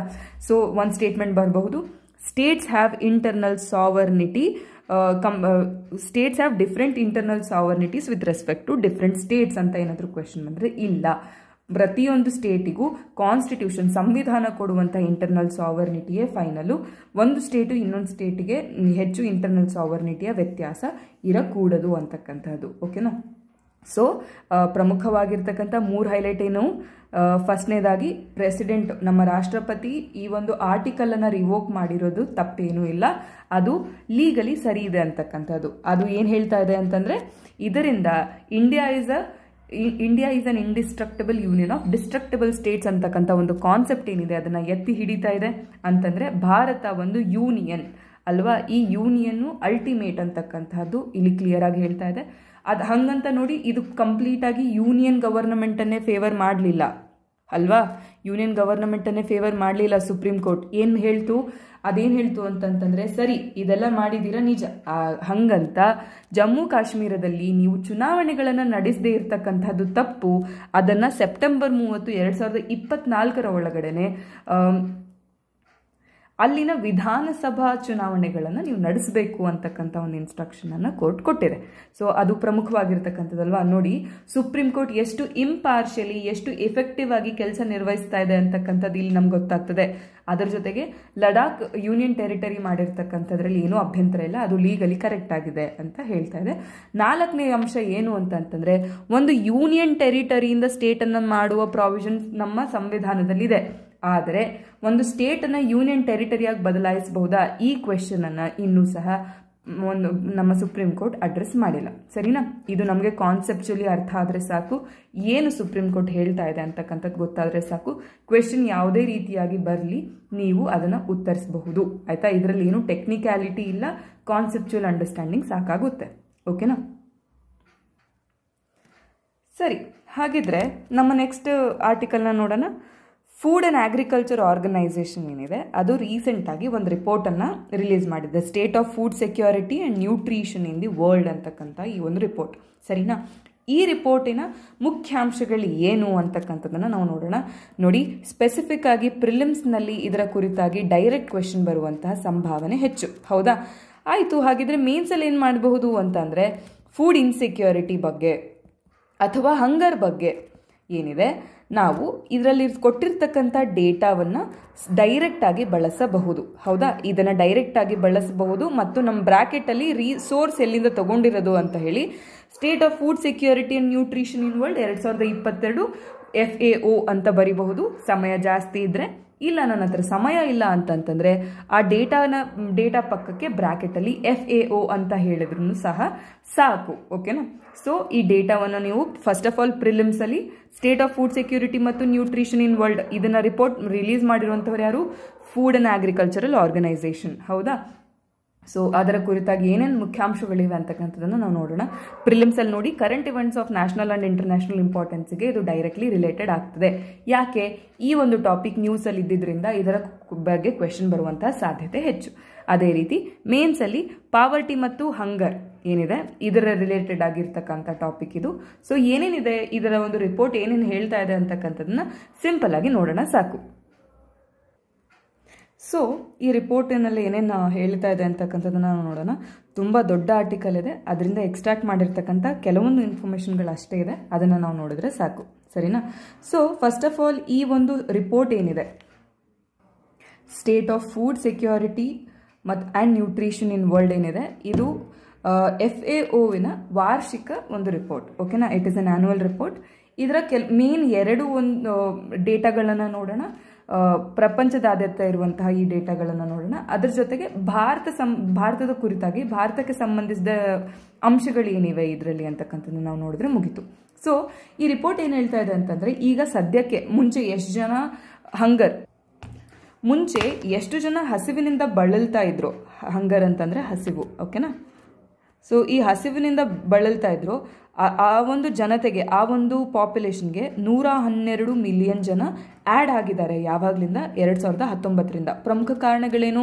ಆಬ್ವಿಯಸ್ಲಿ COVID-19 ಪ್ಯಾಂಡಮಿಕ್ ಆಗಿರಬಹುದು ಮತ್ತು ಕಾನ್ಫ್ಲಿಕ್ಟ್ಗಳು. ಯಾವ ಕಾನ್ಫ್ಲಿಕ್ಟ್ಗಳು? ರಷ್ಯಾ ಉಕ್ರೇನ್ ಕಾನ್ಫ್ಲಿಕ್ಟು, ಅದೇ ರೀತಿಯಾಗಿರ್ತಕ್ಕಂತಹ ಕ್ಲೈಮೇಟ್ ರಿಲೇಟೆಡ್ ಇಶ್ಯೂಸು, ಇವೆಲ್ಲವೂ ಸಹ ಇದಕ್ಕೆ ಕಾರಣವಾಗಿದೆ. ನೋಡಿ, additional 112 million people are facing the issues of hunger since 2019.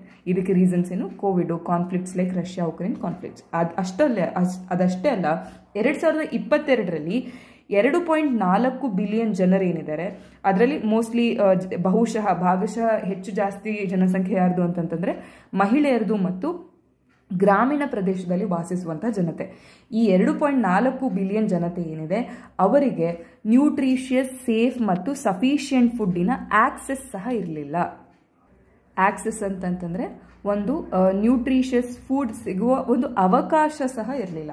ಎಷ್ಟು ಜನಕ್ಕೆ? 2.4 ಜನತೆಗೆ, 2.4 ಬಿಲಿಯನ್ ಜನತೆಗೆ. So this is a cause of concern ಅಲ್ವಾ? ಮತ್ತೆ ನೋಡಿ, 2050ರ ಮಟ್ಟಿಗೆ ನಿಯರ್ಲಿ 70% ಜನತೆ ಏನಿದೆ ನಮ್ಮ ಸಿಟಿಗಳಲ್ಲಿ ವಾಸವಾಗಲಿದೆ, ಅಂತಂದ್ರೆ ನಗರ ಪ್ರದೇಶಗಳಲ್ಲಿ ವಾಸವಾಗಲಿದೆ. ಸೊ ಇಂಥ ಸಿಚುವೇಶನಲ್ಲಿ ಫುಡ್ ಸೆಕ್ಯೂರಿಟಿ ಬಗ್ಗೆ ನಾವು ಸ್ಪೆಷಲ್ ಗಮನವನ್ನು ಹರಿಸಬೇಕು ಅಂತಕ್ಕಂಥದ್ದನ್ನ ಈ ರಿಪೋರ್ಟ್ ಹೇಳ್ತಾ ಇದೆ. ಓಕೆನಾ? ಸೊ ಈ ಒಂದು ಕಾನ್ಸೆಪ್ಟನ್ನು, ಈ ಒಂದು ವಿಷಯವನ್ನು ನೀವು ಯಾವುದೇ ಒಂದು ಅರ್ಬನೈಸೇಷನ್ ರಿಲೇಟೆಡ್ ಟಾಪಿಕ್ ಅಥವಾ ನಗರಗಳ ಕುರಿತಾಗಿರ್ತಕ್ಕಂಥ ಯಾವುದೇ ಒಂದು ಪ್ರಶ್ನೆಗೆ ಒಂದು ಒಳ್ಳೆ ಕನ್ಕ್ಲೂಷನ್ ಆಗಿ ನೀವು ಬಳಸಬಹುದಾಗಿದೆ. ದಯವಿಟ್ಟು ಗಮನದಲ್ಲಿಡಿ. ಓಕೆನಾ? ಏನಂತ ಬಳಸಬಹುದು? As per the food and agricultural organisation, by 2050 nearly 70% of the population will reside in cities. So in this situation, catering to their needs in terms of food security, health, infrastructure, employment, ಇವೆಲ್ಲವೂ ಸಹ matter ಆಗ್ತದೆ. ಇವೆಲ್ಲದರ ಬಗ್ಗೆ special ಗಮನ ಹರಿಸಬೇಕು ಅಂತಕ್ಕಂಥದ್ದನ್ನು ನಾವು ಬರೀಬಹುದು ಅಲ್ವಾ? ನೋಡಿ, ಒಂದೇ ಪಾಯಿಂಟನ್ನು ತಗೊಂಡು ನಾವು ಎಷ್ಟು ಎಕ್ಸ್ಪಾಂಡ್ ಮಾಡಿದ್ವಿ ಅಂತ. ಸೊ ಈ ರೀತಿ ನೀವು ನ್ಯೂಸ್ ಪೇಪರ್ನ ರೆಫರೆನ್ಸಲ್ಲಿ ಇಟ್ಕೊಂಡು ಜಾಸ್ತಿ ಅಡಿಷನ್ಸ್ ಮಾಡ್ತಾ ಹೋಗಬೇಕು, ಸರಿ ಅಲ್ವಾ? ಸೊ ಇಷ್ಟು ಪ್ರಪಂಚದ ಕುರಿತಾಗಿ ಡೇಟಾ. ಆದರೆ ಭಾರತದ ಕುರಿತಾಗಿ ಏನು ಹೇಳ್ತಾ ಇದೆ ಅಂತಂತಂದರೆ, ನೋಡಿ, ಭಾರತದಲ್ಲಿ ಒಂದು ಒಳ್ಳೆಯ ಫುಡ್, ನ್ಯೂಟ್ರಿಷಿಯಸ್ ಫುಡ್ ಸಿಗಬೇಕು ಅಂತಂತಂದರೆ ನಾವು ಲೋವೆಸ್ಟ್ ಕಾಸ್ಟ್ ಪೇ ಮಾಡಬೇಕು. ಬ್ರಿಕ್ಸ್ ಪ್ಲಸ್ ನೇಷನ್ಗಳಲ್ಲಿ PPP ಮಾಡೆಲ್ನಲ್ಲಿ, ಆಯಿತಾ, ಡಾಲರ್ಗಳನ್ನು ಬೇಸಿಸ್ ಮೇಲೆ ಮೆಜರ್ ಮಾಡಿದಾಗ ಬ್ರಿಕ್ಸ್ ಅಂತಂದರೆ ನಿಮ್ಗೆ ಆಲ್ರೆಡಿ ಗೊತ್ತಿದೆ ಅಲ್ವಾ? ಈ ಬ್ರಿಕ್ಸ್ ಮತ್ತು ಇವುಗಳಿಗೆ ಲೇಟೆಸ್ಟ್ ಅಡಿಷನ್ಸ್ ಏನಿದೆ ಅವೆಲ್ಲದರನ್ನು ನೋಡಿದ್ರು ಸಹ ಭಾರತದಲ್ಲಿ ನ್ಯೂಟ್ರಿಷಿಯಸ್ ಫುಡ್ಡಿನ ಕಾಸ್ಟ್ ಏನಿದೆ ಅದು ಲೋವೆಸ್ಟ್ ಆಗಿದೆ ಅಂತ ಹೇಳಿ ಈ ರಿಪೋರ್ಟ್ ಹೇಳ್ತದೆ. ಸರಿ, ಲೋವೆಸ್ಟ್ ಆಗಿ ಇದ್ರೂ ಸಹ, ಕಡಿಮೆ ಬೆಲೆಯನ್ನು ನಾವು ನ್ಯೂಟ್ರಿಷಿಯಸ್ ಫುಡಿಗೆ ಕೊಡಬೇಕು ಅಂದ್ರೂ ಸಹ, ನೋಡಿ, ಭಾರತದ 74% ಜನತೆಗೆ ಏನಿದೆ ಈ ಒಂದು ನ್ಯೂಟ್ರಿಷಿಯಸ್ ಫುಡ್ಡನ್ನು ಕೊಂಡುಕೊಳ್ಳುವಷ್ಟು ಹಣವಿಲ್ಲ. Imagine the poverty that we have. Definitely ನಮ್ಮಲ್ಲಿ ಈಗ ಸರ್ಕಾರದಿಂದ ಪ್ರೆಸೆಂಟು ಪಾವರ್ಟಿ ಎಷ್ಟಿದೆ, ಅನ್ಎಂಪ್ಲಾಯ್ಮೆಂಟ್ ಎಷ್ಟಿದೆ ಅಂತಕ್ಕಂತಹ ಡೇಟಾ ಇಲ್ಲ, ನಿಜ. ಬಟ್ ನೋಡಿ, ಇಂತಹ ಡೇಟಾಗಳೇನಿದೆ ಇಂಡೈರೆಕ್ಟ್ ರೆಫರೆನ್ಸನ್ನು ನಮಗೆ ಕೊಡ್ತಾ ಇವೆ. So though India has lowest cost of nutritional food among BRICS plus nations, 74% of the people are not able to afford. ಅವರಿಗೆ ಕೊಂಡುಕೊಳ್ಳಲಿಕ್ಕೆ ಏನು ಸಾಮರ್ಥ್ಯವಿಲ್ಲ. ಓಕೆನಾ, ಈ ಹೆಲ್ದಿ ಮತ್ತು ನ್ಯೂಟ್ರಿಷಿಯಸ್ ಫುಡ್ಡನ್ನು. ಸೊ ಈ ಡೇಟಾವನ್ನು ನೀವು ನೆನಪಲ್ಲಿ ಇಟ್ಕೊಳ್ಬೇಕು ಮತ್ತು ಪ್ರಿಲಿಮ್ಸ್ ಮತ್ತು ಮೇನ್ಸ್ಗೆ ಇದು ಸಹಾಯಕವಾಗಿದೆ. ನಿಮ್ಮ ಪಾಯಿಂಟನ್ನು ನೀವು ಜಸ್ಟಿಫೈ ಮಾಡಲಿಕ್ಕೆ ಈ ಒಂದು ಡೇಟಾವನ್ನು ನೀವು ಉಪಯೋಗಿಸಬಹುದು. ಅರ್ಥ ಆಗಿದೆ ಅಂತ ಭಾವಿಸ್ತೇನೆ. ನೆಕ್ಸ್ಟ್ ಟಾಪಿಕ್ಕಿಗೆ ಹೋಗೋಣ. ನೋಡಿ, ವಿಶ್ವಕರ್ಮ ಸ್ಕೀಮ್ ಬಗ್ಗೆ ಇದೆ. ಸಿಂಪ್ಲಿ ಇಲ್ಲಿ ಏನು ಕೊಟ್ಟಿದ್ದಾರೆ ಅಂತಂದರೆ 21.15 ಲಕ್ಷ ಅಪ್ಲಿಕೇಶನ್ಗಳು ಬಂದಿವೆ, ಅರ್ಜಿಗಳು ಬಂದಿವೆ ವಿಶ್ವಕರ್ಮ ಈ ಒಂದು ಸ್ಕೀಮಿನ ಅಡಿಯಲ್ಲಿ. ಓಕೆನಾ, ಸರಿ, ಇದ್ರ ಬಗ್ಗೆ ಇಲ್ಲಿ ಡೇಟಾ ಇದೆ ಪೂರ್ತಿ, ಅದರ ಅವಶ್ಯಕತೆ ನಮಗಿಲ್ಲ. ವಿಶ್ವಕರ್ಮ ಸ್ಕೀಮ್ ಅಂತಂದ್ರೆ ಏನು ಅಂತಕ್ಕಂಥದ್ದನ್ನು ನಾವು ತಿಳಿದ್ರೆ ಸಾಕು. ಸಿಲೆಬಸ್ ನೋಡಿ, ಪ್ರಿಲಿಮ್ಸ್ನಲ್ಲಿ current events of national and international ಇಂಪಾರ್ಟೆನ್ಸ್ಗೆ ಇದು ಸಂಬಂಧಪಟ್ಟಿರುವಂತಹದ್ದು. ಮೇನ್ಸ್ನಲ್ಲಿ GS2 welfare schemes for vulnerable sections. Vulnerable sections ಅಲ್ಲೇ ನಮ್ಮ ಈ ಒಂದು ವಿಶ್ವಕರ್ಮ ಸ್ಕೀಮ್ ಯಾರ್ಯಾರಿಗೋಸ್ಕರ ಇದೆ ಅಂತಕ್ಕಂಥದ್ದನ್ನು ನಾವು ನೋಡಿದ್ರೆ ಆಯಿತು. ಓಕೆನಾ, ಸೊ ವಿಶ್ವಕರ್ಮ ಸ್ಕೀಮ್ ಏನಿದೆ ನೋಡಿ, ನಾನು ಡೈರೆಕ್ಟ್ ಆಗಿ ಗವರ್ನಮೆಂಟ್ ವೆಬ್ಸೈಟಿಂದ ತಗೊಂಡಿರ್ತಕ್ಕಂಥದ್ದು.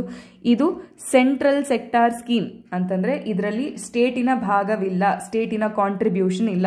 ಎಲ್ಲ ಕಾಂಟ್ರಿಬ್ಯೂಷನ್ ಯಾರ್ದು? ನಮ್ಮ ಕೇಂದ್ರ ಸರ್ಕಾರದ್ದು. ಆಯ್ತಾ? So it is a central sector scheme. ಯಾವಾಗ ಲಾಂಚ್ ಆಗಿದ್ದು ಅಂತಂದ್ರೆ ಸೆಪ್ಟೆಂಬರ್ 2023ರಲ್ಲಿ. ಆದ್ದರಿಂದ ಈ ಒಂದು ಸ್ಕೀಮ್ ಏನಿದೆ ನಮಗೆ ಈ ವರ್ಷದ ಎಕ್ಸಾಮಿಗೆ ಬಹಳ ಇಂಪಾರ್ಟೆಂಟ್ ಆಗ್ತದೆ. ಆಯ್ತಾ? ಸೊ ಇದರ ಒಂದು ಪ್ರಮುಖ ಉದ್ದೇಶ ಏನು ಅಂತಂತಂದ್ರೆ ನಮ್ಮ ಕಲಾವಿದರಿಗೆ ಮತ್ತು ಕುಶಲ ಕಾರ್ಮಿಕರಿಗೇನಿದೆ ಅವರಿಗೆ ಒಂದು ಸಪೋರ್ಟನ್ನು, ಅವರಿಗೆ ಒಂದು ಬೆಂಬಲವನ್ನು ನೀಡಲಿಕ್ಕೆ ತಂದಿರತಕ್ಕಂಥ ಒಂದು ಸ್ಕೀಮ್ ಇದು. ಏನು ಬೆಂಬಲ? ಅವರ ಒಂದು ಸ್ಕಿಲ್ಸ್ ಏನಿದೆ, ಅವರ ಒಂದು ಕೌಶಲ್ಯಗಳನ್ನು ಎನ್ಹಾನ್ಸ್ ಮಾಡಲಿಕ್ಕೆ, ಇನ್ಕ್ರೀಸ್ ಮಾಡಲಿಕ್ಕೆ, ಅಥವಾ ಅವ್ರಿಗೆ ಬೇಕಾಗಿರ್ತಕ್ಕಂಥ ಟೂಲ್ಸ್ ಮತ್ತು ಇಕ್ವಿಪ್ಮೆಂಟ್ಸನ್ನು ಕೊಡಲಿಕ್ಕೆ, ಓವರ್ ಆಲ್ ಆಗಿ ಅವರಿಗೆ ಎಂಡ್ ಟು ಎಂಡ್ ಸಪೋರ್ಟ್, ಅವ್ರಿಗೆ ಏನೇನು ಅವಶ್ಯಕತೆ ಇದೆ ಅವನ್ನೆಲ್ಲ ಕೊಡಬೇಕು ಅಂತ. ಓಕೆನಾ? ಸೊ ಈ ಸ್ಕೀಮಲ್ಲಿ ಸರಿಸುಮಾರು 18 ರೀತಿಯಾಗಿರ್ತಕ್ಕಂಥ ಕುಶಲ ಕಾರ್ಮಿಕರನ್ನು ನಾವು ಇನ್ಕ್ಲೂಡ್ ಮಾಡಿದ್ದಾರೆ.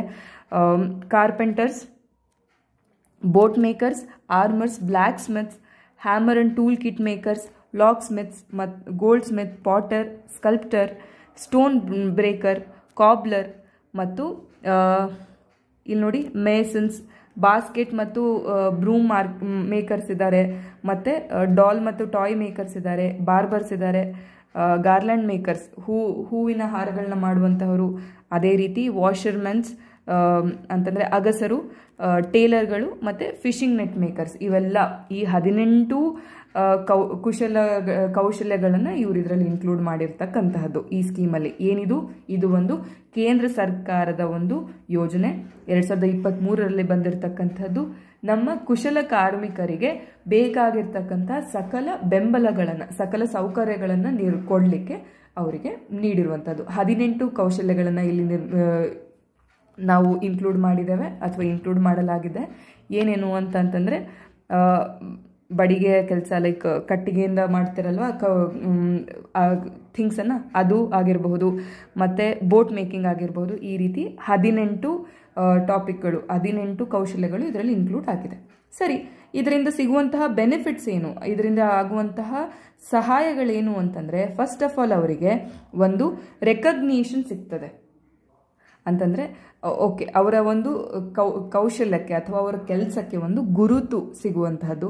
ಅದಾದ ನಂತರ ಸ್ಕಿಲ್ ಅಪ್ಗ್ರೇಡೇಷನ್, ಅವರಿಗೆ ಬೇಕಾಗಿರ್ತಕ್ಕಂತಹ ಸ್ಕಿಲ್ಸ್ ಏನಿದೆ ಆ ಸ್ಕಿಲ್ಸನ್ನು ನಾವು ಕೊಡುವಂತಹದ್ದು. ನೋಡಿ, basic training of 5 to 7 days ಮತ್ತು ಅಡ್ವಾನ್ಸ್ ಟ್ರೈನಿಂಗ್ 15 ದಿನದ್ದು ಕೊಡಲಾಗ್ತದೆ. ಸ್ಟೈಪೆಂಡ್ ಜೊತೆಗೆ ₹500 ಪರ್ ಡೇ. ಈ ಸ್ಟೈಪೆಂಡ್ ಜೊತೆಗೆ ಅಲ್ಲಿ ಸ್ಕಿಲ್ ಅಪ್ಗ್ರೇಡೇಷನ್ ನಡೀತಾ ಇದೆ.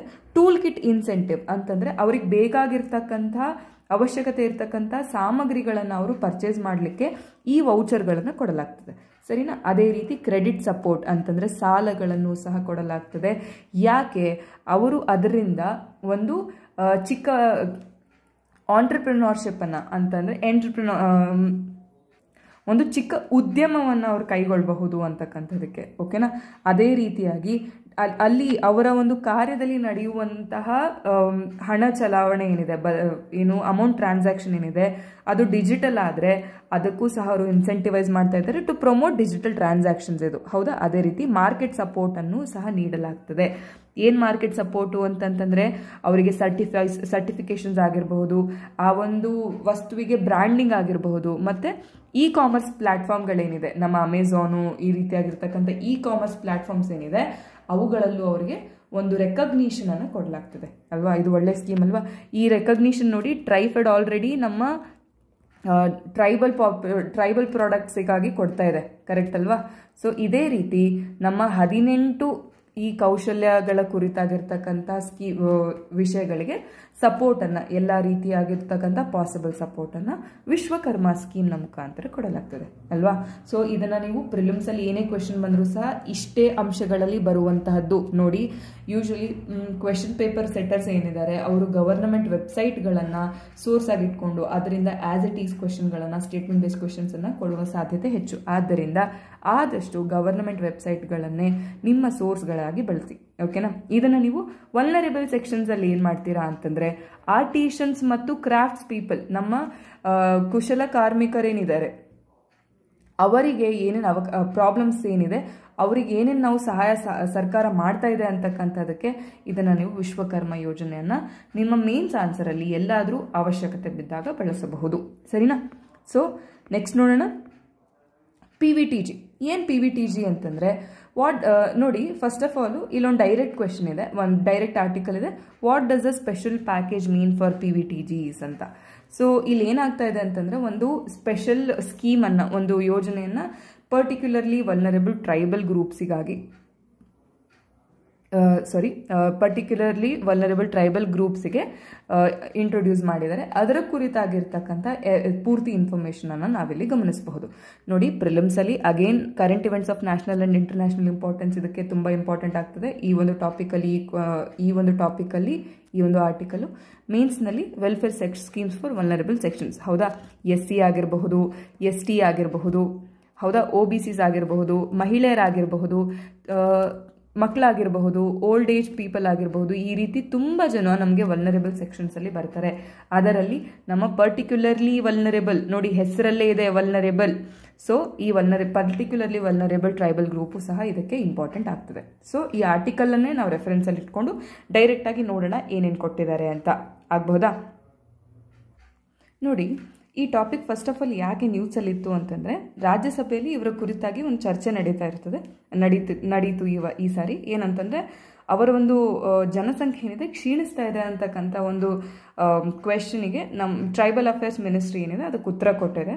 ಹಾಗೇನೂ ಇಲ್ಲ, ಕ್ಷೀಣಿಸ್ತಾ ಇಲ್ಲ ಅಂತೆಲ್ಲ. ಸೊ ಅದ್ರ ಬಗ್ಗೆ ಏನೇನು ಲೈಕ್ PVTGs ಏನಿದೆ, ಪರ್ಟಿಕ್ಯುಲರ್ಲಿ ವಲ್ನರೇಬಲ್ ಟ್ರೈಬಲ್ ಗ್ರೂಪ್ಗಳಂತಂದರೆ ಏನು, ಅವುಗಳ ಜನಸಂಖ್ಯೆ ಕ್ಷೀಣಿಸ್ತಾ ಇದೆಯಾ ಇಲ್ವಾ, ಅಥವಾ ಅವರು ಫೇಸ್ ಮಾಡ್ತಿರ್ತಕ್ಕಂಥ ಚಾಲೆಂಜಸ್ ಏನು ಅಂತಕ್ಕಂಥದ್ದನ್ನು ಈ ಆರ್ಟಿಕಲ್ ಪ್ರಮುಖವಾಗಿ ಹೇಳ್ತಾ ಇದೆ. ಸೊ ಅದನ್ನು ಆರ್ಟಿಕಲ್ನ ಸಹಾಯದಿಂದನೇ ನಾವು ನೋಡೋಣ.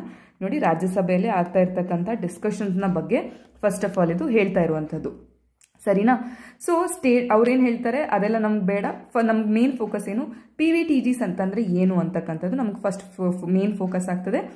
ಇನಿಷಿಯಲಿ ನೋಡಿ, ಇದನ್ನು ನಾವು PVTGಗಳನ್ನು, ಈ ಪರ್ಟಿಕ್ಯುಲರ್ಲಿ ವಲ್ನರೇಬಲ್ ಟ್ರೈಬಲ್ ಗ್ರೂಪ್ಸನ್ನು ನಾವು ಪ್ರಿಮಿಟಿವ್ ಟ್ರೈಬಲ್ ಗ್ರೂಪ್ಗಳು ಅಂತ ಕರಿತಾ ಇದ್ವಿ, ಆಯಿತಾ.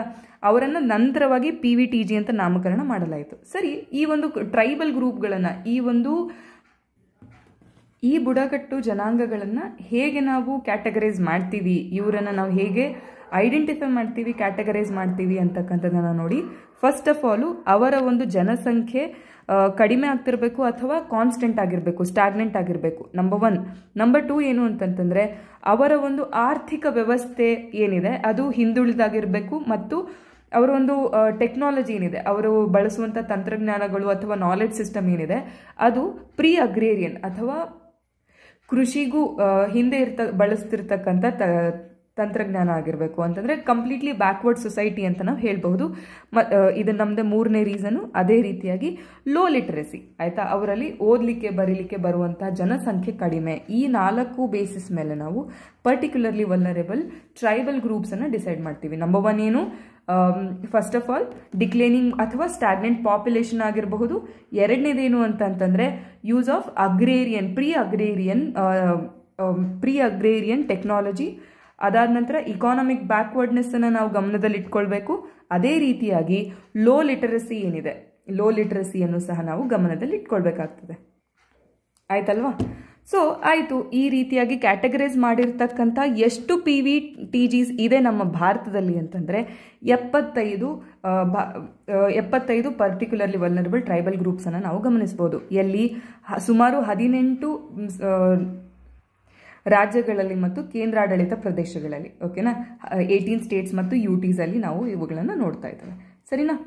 ಸೊ ನೋಡಿ, ಇಲ್ಲಿ ಜಾಸ್ತಿ PVTGs ಎಲ್ಲಿವೆ?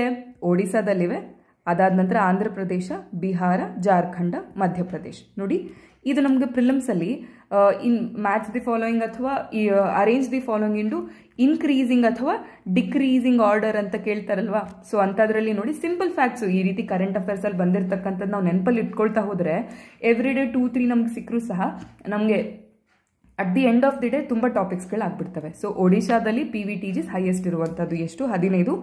ಅದರ ನಂತರ ನಮಗೆ ಬರುವಂಥದ್ದು ಆಂಧ್ರ ಪ್ರದೇಶ, ಅದಾದ ನಂತರ ಬಿಹಾರ್ ಮತ್ತು ಜಾರ್ಖಂಡ್ ಒಂದೇ ಪ್ಲೇಸಲ್ಲಿ ಬರ್ತದೆ, ಅದಾದ ನಂತರ ಮಧ್ಯಪ್ರದೇಶ, ಛತ್ತೀಸ್ಗಢ. ಓಕೆನಾ?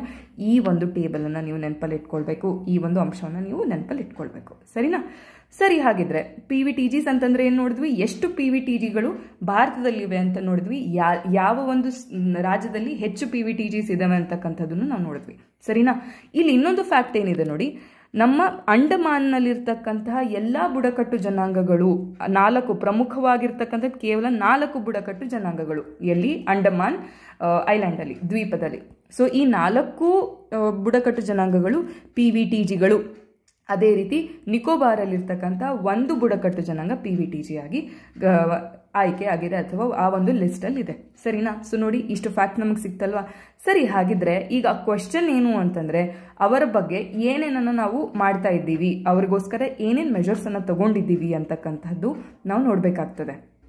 ನೋಡಿ, ನಮ್ಮ ಕ್ಯಾಬಿನೆಟ್ ಏನಿದೆ ರೀಸೆಂಟಾಗಿ PM ಜನ್ಮಾನ್ ಅಂತಕ್ಕಂತಹ ಒಂದು ಯೋಜನೆಯನ್ನು, PM ನೋಡಿ, ಇದರ ಲಾಂಗ್ ಫಾರ್ಮ್ ಏನು ಅಂತಂದರೆ ಪ್ರಧಾನಮಂತ್ರಿ ಜನಜಾತಿ ಆದಿವಾಸಿ ನ್ಯಾಯ ಮಹಾ ಅಭಿಯಾನ್ ಅಂತಕ್ಕಂತಹ ಈ ಒಂದು ಯೋಜನೆಯನ್ನು ಕ್ಯಾಬಿನೆಟ್ ಅಪ್ರೂವ್ ಮಾಡ್ತು. ನೋಡಿ, ಇದು ಇನ್ನೂ ಸ್ಕೀಮ್ ಬಂದಿಲ್ಲ, ಆಯಿತಾ? ಇದು ಇನ್ನೂ ಇನಿಷಿಯೇಷನ್ ಸ್ಟೇಜಲ್ಲಿ ಇರುವಂತಹದ್ದು. ಈ ಒಂದು ಸ್ಕೀಮನ್ನು ಇನಿಷಿಯೇಟ್ ಮಾಡಿದೆ. ಇದರ ಒಂದು ಉದ್ದೇಶಗಳೇನು ಮತ್ತು ಇದರಿಂದ ಆಗುವಂತಹ ಪ್ರಭಾವಗಳು ಅಥವಾ ಒಳ್ಳೆ ಬೆನಿಫಿಟ್ಸ್ ಏನು ಅಂತಕ್ಕಂಥದ್ದನ್ನು ನಾವು ನೋಡೋಣ. ಫಸ್ಟ್ ಆಫ್ ಆಲ್, ಇದರ ಒಂದು ಮೇನ್ ಆಬ್ಜೆಕ್ಟಿವ್ ಏನು ಅಂತಂದರೆ, ಈ ಟ್ರೈಬಲ್ ಏರಿಯಾಸಲ್ಲಿ ಬೇಸಿಕ್ ಫೆಸಿಲಿಟೀಸ್ ಏನೇನು, ನಮ್ಮ ಬೇಸಿಕ್ ಫೆಸಿಲಿಟೀಸು ಅಂತಂದರೆ ರೋಡ್ ಕನ್ಸ್ಟ್ರಕ್ಷನ್ ಆಗಿರಬಹುದು, ಪವರ್ ಸಪ್ಲೈ ಆಗಿರಬಹುದು, ಮನೆಗಳ ನಿರ್ಮಾಣ ಆಗಿರಬಹುದು, ಮತ್ತು ಮೊಬೈಲ್ ಫೋನ್ಗಳ ಕನೆಕ್ಟಿವಿಟಿ ಆಗಿರಬಹುದು, ಹೆಲ್ತ್ ಆಗಿರಬಹುದು, ಇವೆಲ್ಲವನ್ನೂ ಸಹ PVTGಗಳಿಗೆ ಮತ್ತು ಶೆಡ್ಯೂಲ್ಡ್ ಟ್ರೈಬ್ಸ್ಗಳಿಗೆ ತೆಗೆದುಕೊಂಡು ಹೋಗುವ ಒಂದು ಉದ್ದೇಶವನ್ನು PM ಜನ್ಮಾನ್ ಯೋಜನೆ ಹೊಂದಿದೆ. ಸರಿನಾ? ಇಷ್ಟು ನಮಗೆ ಸಾಕು. ಇದರಲ್ಲಿ ನೋಡಿ, ಈ ಸ್ಕೀಮ್ ಬಗ್ಗೆ ನಮ್ಗೆ ಹೆಚ್ಚೇನು ಬೇಡ, ಯಾಕಂತಂದ್ರೆ ಇದು ನಮಗೇನು ಇಂಪ್ಲಿಮೆಂಟೇಷನಿಗೆ ಬಂದಿಲ್ಲ, ಅದಕ್ಕೆ ಬರೀ ಕ್ಯಾಬಿನೆಟ್ನಿಂದ ಅಪ್ರೂವಲ್ ಸಿಕ್ಕಿರುವಂತಹದ್ದು. ಸರಿನಾ? ಸೊ ಈ ಒಂದು PVTGಗಳ ಕುರಿತಾಗಿ ಸ್ಕೀಮನ್ನು ಹೀಗೆ ಕೊಟ್ಟಿದ್ದಾರೆ ಅಂತ ನೋಡಿದ್ವಿ. ಸರಿ, ಏನೇನು ಚಾಲೆಂಜಸ್ ಏನು, ಏನೇನು ಕನ್ಸರ್ನ್ಸು ಇಲ್ಲಿ ನಮಗೆ PVTGಸ್ನಿಂದ ಫೇಸ್ ಆಗ್ತಿರ್ತಕ್ಕಂಥ ಚಾಲೆಂಜಸ್ ಏನು ಅಂತಂದರೆ, ಫಸ್ಟ್ ಆಫ್ ಆಲ್ ಏನು ಅಂದರೆ, ಅವರ ಕುರಿತಾಗಿ ಡೇಟಾ ನಮ್ಮಲ್ಲಿಲ್ಲ, ಆಯಿತಾ? 2001ರ ಸೆನ್ಸಸ್ಸೇ ಲಾಸ್ಟು, 2001ರ ಜನಗಣತಿಯೇ ಇಲ್ಲಿ ನಮಗೇನು ಡೇಟಾಗೆ ಸೋರ್ಸ್ ಆಗಿರುವಂಥದ್ದು. ಈಗ ಅಪ್ಡೇಟ್ ಆಗಿರ್ಬೋದಲ್ವಾ? ನೋಡಿ, 23 ವರ್ಷಗಳಲ್ಲಿ ಅನೇಕ ಬದಲಾವಣೆಗಳನ್ನು ನಾವು ಗಮನಿಸಿದ್ದೇವೆ. ಸೊ ಅವುಗಳನ್ನು ನಾವು ಗಮನದಲ್ಲಿ ಇಡಬೇಕು ಅಂತಂತಂದರೆ ನಮ್ಮಲ್ಲಿ ಹೆಚ್ಚು ಡೇಟಾ PVTGಗಳ ಕುರಿತಾಗಿಯೇ ಇಲ್ಲ. ಸರಿನಾ? ಸೊ ಫಸ್ಟ್ ಪ್ರಾಬ್ಲಮ್ ಈಸ್ ಇದು ಡೇಟಾ ಇಲ್ಲ. ಎರಡನೇದೇನು ಅಂತಂತಂದರೆ, ಅವರ ಅವಶ್ಯಕತೆಗಳ ಬಗ್ಗೆ ಒಂದು ಕ್ಲಿಯರ್ ಅಂಡರ್ಸ್ಟ್ಯಾಂಡಿಂಗ್ ನಮಗಿಲ್ಲ. ಅವ್ರಿಗೆ ಏನೇನು ಬೇಕು, ಅವರಲ್ಲಿ ಏನೇನು ಇಲ್ಲ, like for example health facilities ಇಲ್ಲ, ಎಜುಕೇಷನ್ ಫೆಸಿಲಿಟೀಸ್ ಇಲ್ಲ, ಇವೆಲ್ಲವೂ ಏನೇನಿಲ್ಲ ಅಂತಕ್ಕಂತಹದನ್ನು ನಾವು ಗಮನದಲ್ಲಿ ಇಟ್ಕೊಳ್ಬೇಕು. ಬಟ್ ಅದರ ಬಗ್ಗೆ ನಮಗೆ ಲ್ಯಾಕ್ ಆಫ್ ಡೇಟಾ ಇದೆ. ಇವಾಗ ಕರೆಂಟ್ಲಿ ನಮ್ಮ ಹತ್ರ ಡೇಟಾ ಇಲ್ಲ ಅಂತಕ್ಕಂಥದ್ದು ಪ್ರಮುಖ ಎರಡನೇ ಪಾಯಿಂಟು. ಸರಿನಾ? ಮತ್ತೆ ನೋಡಿ, ಮೂರನೇದು ಪ್ರಮುಖವಾಗಿರ್ತಕ್ಕಂಥ ಪಾಯಿಂಟ್ ಏನು ಅಂತಂದರೆ, ಲೇಟೆಸ್ಟ್ ಇನ್ಫಾರ್ಮೇಷನ್ ಏನಿದೆ ಅದು 2011ರಲ್ಲಿ ಸಬ್ಮಿಟ್ ಮಾಡಿರುವಂತಹದ್ದು. ಅದನ್ನೂ ಸಹ ಗವರ್ನಮೆಂಟ್ ಕ್ಲಿಯರ್ ಮಾಡಿಲ್ಲ, ಅದನ್ನು ಪಬ್ಲಿಕ್ ಮಾಡಿಲ್ಲ. ಸೊ ಅದರಿಂದ ಕ್ಲಿಯರ್ ಲ್ಯಾಕ್ ಆಫ್ ಡೇಟಾ ನಮಗಿಲ್ಲಿ ಕಾಣುವಂಥದ್ದು. ಸರಿನಾ? ಮತ್ತು ನೋಡಿ, ಈ 1951ರ ನಂತರ PVTGಗಳಿಗಾಗಿ ಸೆಪರೇಟ್ ಆಗಿ ಜನಗಣನೆ ಯಾವತ್ತೂ ನಡೆದಿಲ್ಲ. ಅದು ಒಂದು ಸಹ ಪ್ರಮುಖವಾಗಿರ್ತಕ್ಕಂತಹ ಒಂದು ಕನ್ಸರ್ನ್. ನೋಡಿ, ನಮ್ಮಲ್ಲಿ ಡೇಟಾ ಎಷ್ಟು ಚೆನ್ನಾಗಿರುತ್ತೋ ಅಷ್ಟು ಚೆನ್ನಾಗಿ ನಮ್ಮ ಪಾಲಿಸಿಗಳು ಮೂಡ್ ಬರ್ತವೆ ಅಲ್ವಾ. ಇಟ್ ಈಸ್ ಲೈಕ್ ಇವಾಗ ನಾವು ಡಾಕ್ಟರ್ ಹತ್ರ ಹೋಗ್ತಾ ಇದ್ದೀವಿ ಅಂತಂದರೆ ನಮಗೆ ಗೊತ್ತಿರಬೇಕು ಅಲ್ವಾ ನಮ್ಮ ಪ್ರಾಬ್ಲಮ್ಗಳು ಏನೇನಿವೆ ಅಂತಕ್ಕಂಥದ್ದನ್ನು ನಾವು ಕ್ಲಿಯರ್ ಆಗಿ ನಮ್ಗೆ ಏನೇನು ತೊಂದರೆ ಆಗ್ತಾ ಇದೆ, ನಮಗೆ ನೆಗಡಿ ಇದೆಯೋ, ನಮಗೆ ಜ್ವರ ಇದೆಯೋ ಅಂತ ನಾವು ಕ್ಲಿಯರ್ ಆಗಿ ಹೇಳಿದಾಗ ಮಾತ್ರ ನಮಗೆ ಡಾಕ್ಟರ್ ಸೊಲ್ಯೂಷನ್ ಕೊಡ್ಲಿಕ್ಕೆ ಸಾಧ್ಯ ಅಲ್ವಾ. So doctor has to have some data related to our health. ಅದೇ ರೀತಿ PVTGಗಳ ಕುರಿತಾಗಿ ಎಷ್ಟು ನೀಟಾಗಿ ಡೇಟಾಗಳಿರ್ತದೋ ಅಷ್ಟು ನಮಗೆ ಸೊಲ್ಯೂಷನ್ಗಳನ್ನ ಕೊಡಲಿಕ್ಕೆ ಸರ್ಕಾರಕ್ಕೆ ಸುಲಭವಾಗುವಂತಹದ್ದು. ಆದ್ದರಿಂದ ಡೇಟಾ ಇಲ್ಲ ಅನ್ನೋದು ಒಂದು ಪ್ರಮುಖ ಕಾರಣ. ಕರೆಕ್ಟ್ ಅಲ್ವಾ. First thing is data. Generally ನಾವು ನೋಡಬೇಕು ಅಂತಂದರೆ ಡೇಟಾ. ಸೆಕೆಂಡ್ ಥಿಂಗ್ ಏನು ಅಂತಂದರೆ ಸೆನ್ಸಸ್ ನಡೆದಿಲ್ಲ ಅಂತಕ್ಕಂಥದ್ದನ್ನು ಇಲ್ಲಿಗೆ ಡೇಟಾಗೆ ನಾವು ಸಪ್ಲಿಮೆಂಟ್ ಮಾಡಬಹುದು. ಮೂರನೇದು ನೀಡ್ಸ್ ಆರ್ ನಾಟ್ ಕ್ಲಿಯರ್. ಹೌದಾ, ಡೇಟಾನೇ ಇಲ್ಲ, ಅವ್ರು ಎಷ್ಟು ಜನ ಇದ್ದಾರೆ ಅಂತಕ್ಕಂಥದ್ದೇ ಗೊತ್ತಿಲ್ಲ ಅಂತಂತಂದರೆ ಅವರ ಸ್ಟೇಟಸ್ ಆಫ್ ಗ್ರೋತ್ ಅನ್ನ ಬಗ್ಗೆ ನಾವೇನು ಹೇಳಬಹುದು, ದಟ್ ಈಸ್ ಆಲ್ಸೋ ಏನೂ ಗೊತ್ತಿಲ್ಲದೆ ಇರುವಂಥ ವಿಷಯ ಅಲ್ವಾ.